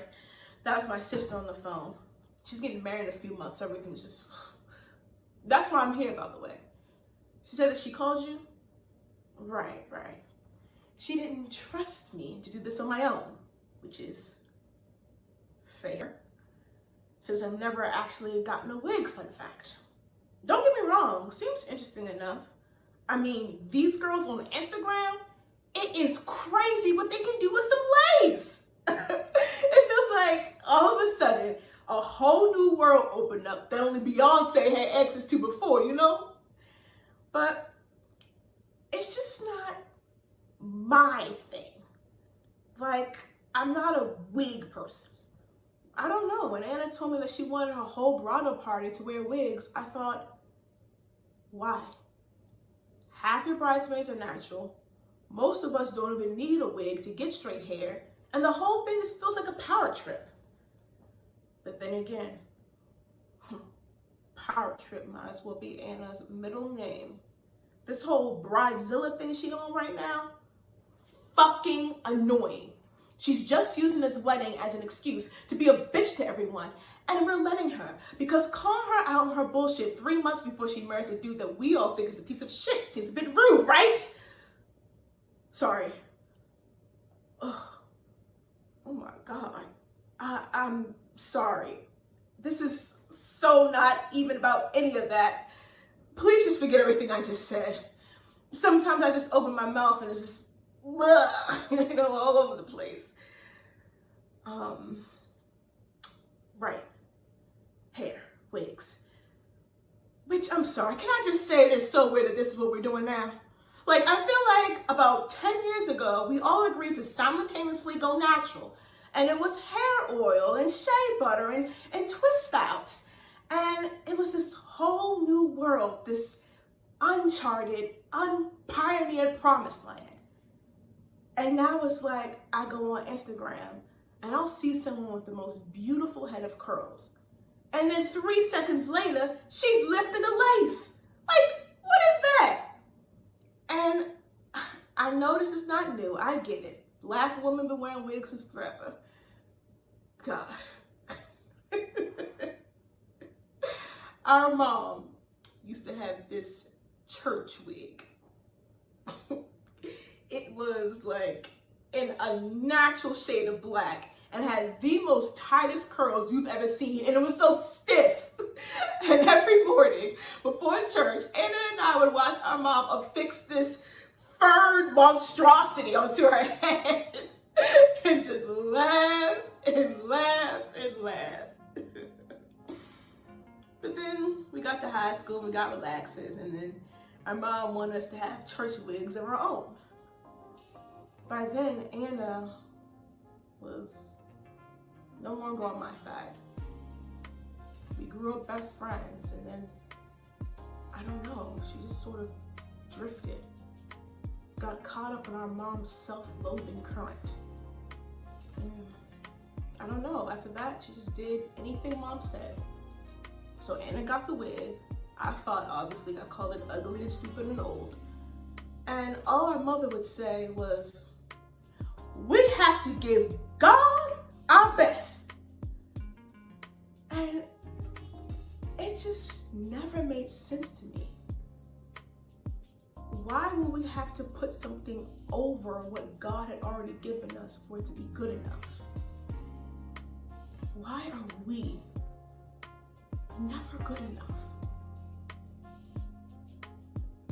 Anna will listen to anyone who says she isn't enough.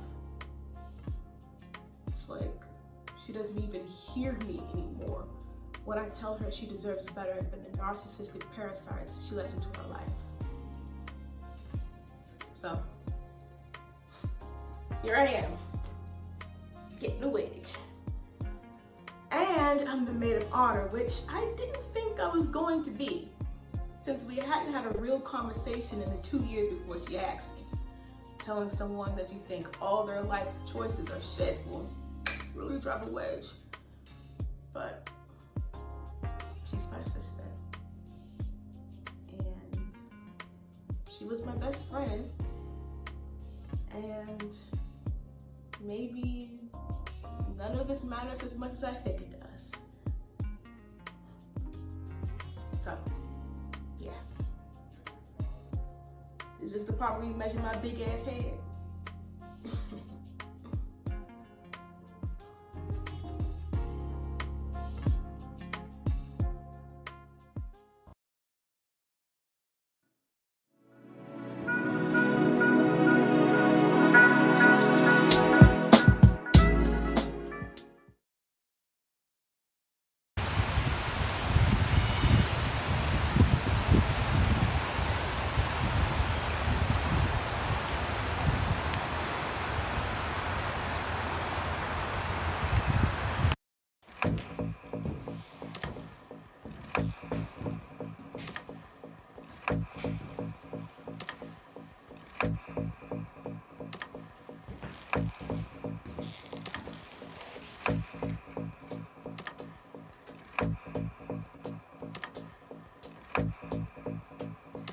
Tame my hair, train my hair, make it to submit. Is my hair scary to you? Tame it like a wild beast. Am I beastly to you? Should my hair obey your limp and lifeless standards? Should I tease and play pretend with it? Pretending that by making my hair flat and straight in the workplace, I'll blend into the scene, be straight-laced. Does relaxed hair camouflage me? Does straight hair take away this pop of brown color? I've played hide and go seek long enough. Texture ditching and code switching as to not alert you to my blackness. Whitewashing myself like that creamy crack I shoot into the follicles of my hair, pretending like it don't burn. Scalp screaming out in agony as I whip my hair into submission. See, that crack takes more than it gives. Walking around looking like distorted funhouse mirrors, not able to see my real self, reeling from this double mind, trying to make sense of my blackness in this white world.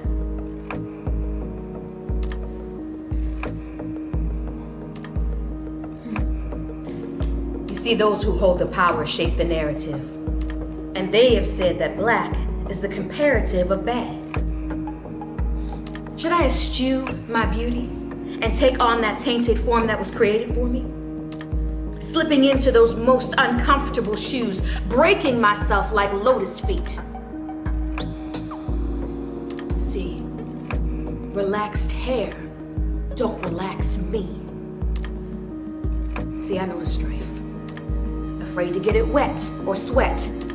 Afraid of the wind, so I get it pinned. Too much heat, it will deplete. I'm tired of it. So many rules to fit into your unbefitting world. My hair can be a plethora of things. To me, it's everything.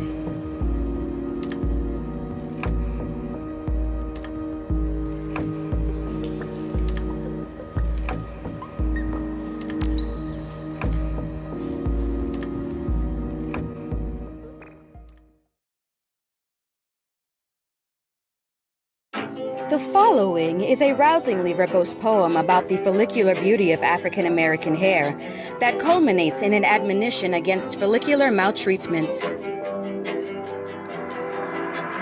Black hair, much flair, don't care if you stare. Thick hair defies air, others glare cause it's not fair. Big hair, so debonair, pass it down to my heirs. Strong hair, I swear, holds weight, can't compare. This hair, laws ain't spare, I say, laissez-faire. Coil hair, so rare, God made, no heirs. Kinked hair, I declare, appropriated everywhere. Nappy hair, proud to bear, I thank God and say my prayers. Long hair. Long hair, it's mine, mind your business, you'll be fine. My hair, you can stare, while in Times Square, with cool footwear, getting bus fare. But beware, don't you dare put your fingers in my hair.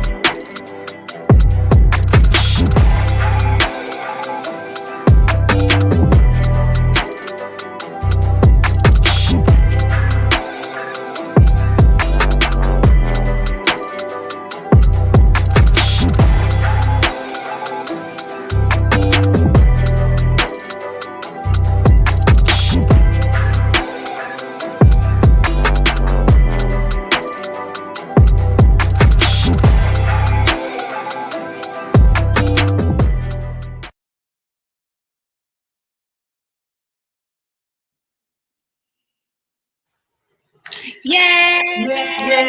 Yay! It's over. Happy Juneteenth, everybody. It's Juneteenth. It's June 19th, the year of our Lord, 2021. Is it really 2021 still? Are we still in this year? Yeah, we are. What's time? I don't know what time is. I mean, like, July is in less than 2 weeks. Summer, the first day of summer is on Monday. Just start to enjoy. Make sure you get that vaccine. You can go out. You can hug your family again. You can go see live theater. You can eat in restaurants. Protect yourselves. It's a smart thing to do. You know what else is smart? What's also smart?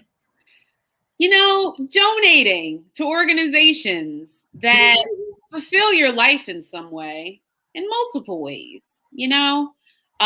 Supporting Black artists on this day that is about freedom, independence, empowerment of Black people, especially Black women that have had quite the hand in building this country, this great nation.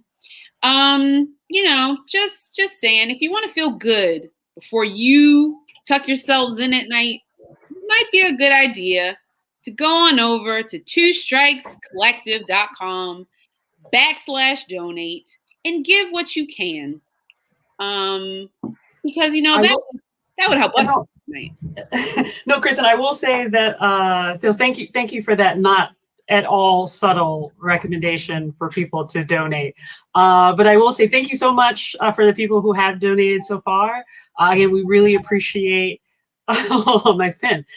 We really appreciate your donations. And again, your donations go directly to helping to empower and support Black women, theater artists to be able to express themselves, to learn new skills, and just do the damn thing. That's what your donations go towards. So we really appreciate it.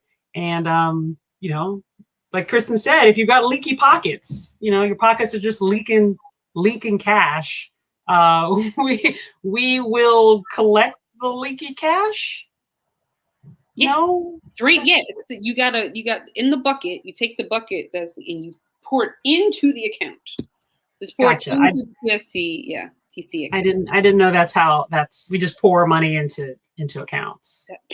I mean, I think about how I donate to, like, I donate to NPR because you know what?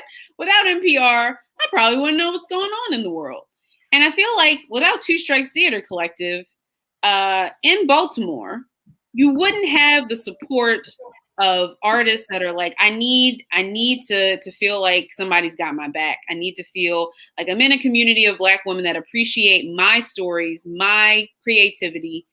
You know, you really wouldn't have that otherwise. So, you know, your donation today and beyond, if you want to donate for Aladrian's birthday on July 15th, if you want to donate for my birthday on September 24th, it is an excellent way to say, you know what, we love you, we respect you, please give us more art, because that's how we love to spend our time and energy, is creating. Correct. And again, Two Strikes, we are family. We are, again, a collection of Black women. Shout out again to the fact that this production featured, obviously, you know, Black women writers and obviously Black women actors as well. But we had all Black women directors for all the productions. We had Black women did all the sound and, you know, visual editing and video editing. And we had a Black woman director of photography who actually filmed some of the Wetzel Corps productions as well. So again, this was an entirely, you know, run, operated production for and by Black women, and that's what we hold. That's the whole idea of Two Strikes.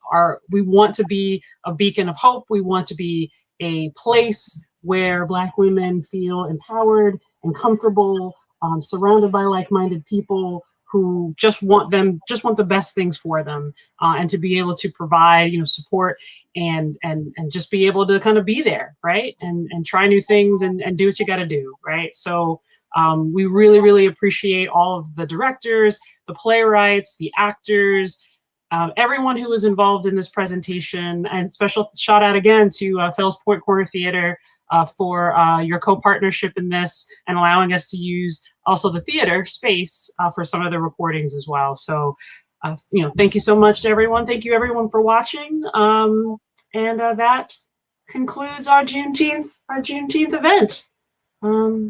That's all I got. Yeah. Happy Juneteenth. Happy Juneteenth, Kristen. Happy Juneteenth, Adrian. And y'all will see us on social media, obviously. But for our next production, look out for Brown Sugar Bake Off Part 2, Part Dos. Oh yeah. Follow us on Instagram, Twitter, and Facebook. We're on all of the social medias. We're on them all. Yeah, we got a new baby Twitter. I'm retweeting. We're retweeting stuff. We're coming up with new posts. So like follow us on Twitter. We haven't been banned yet. Follow us. All right, everyone, have a wonderful, wonderful day, wonderful Juneteenth to everybody who's Black. And that's it. Thanks for watching. Peace. Bye.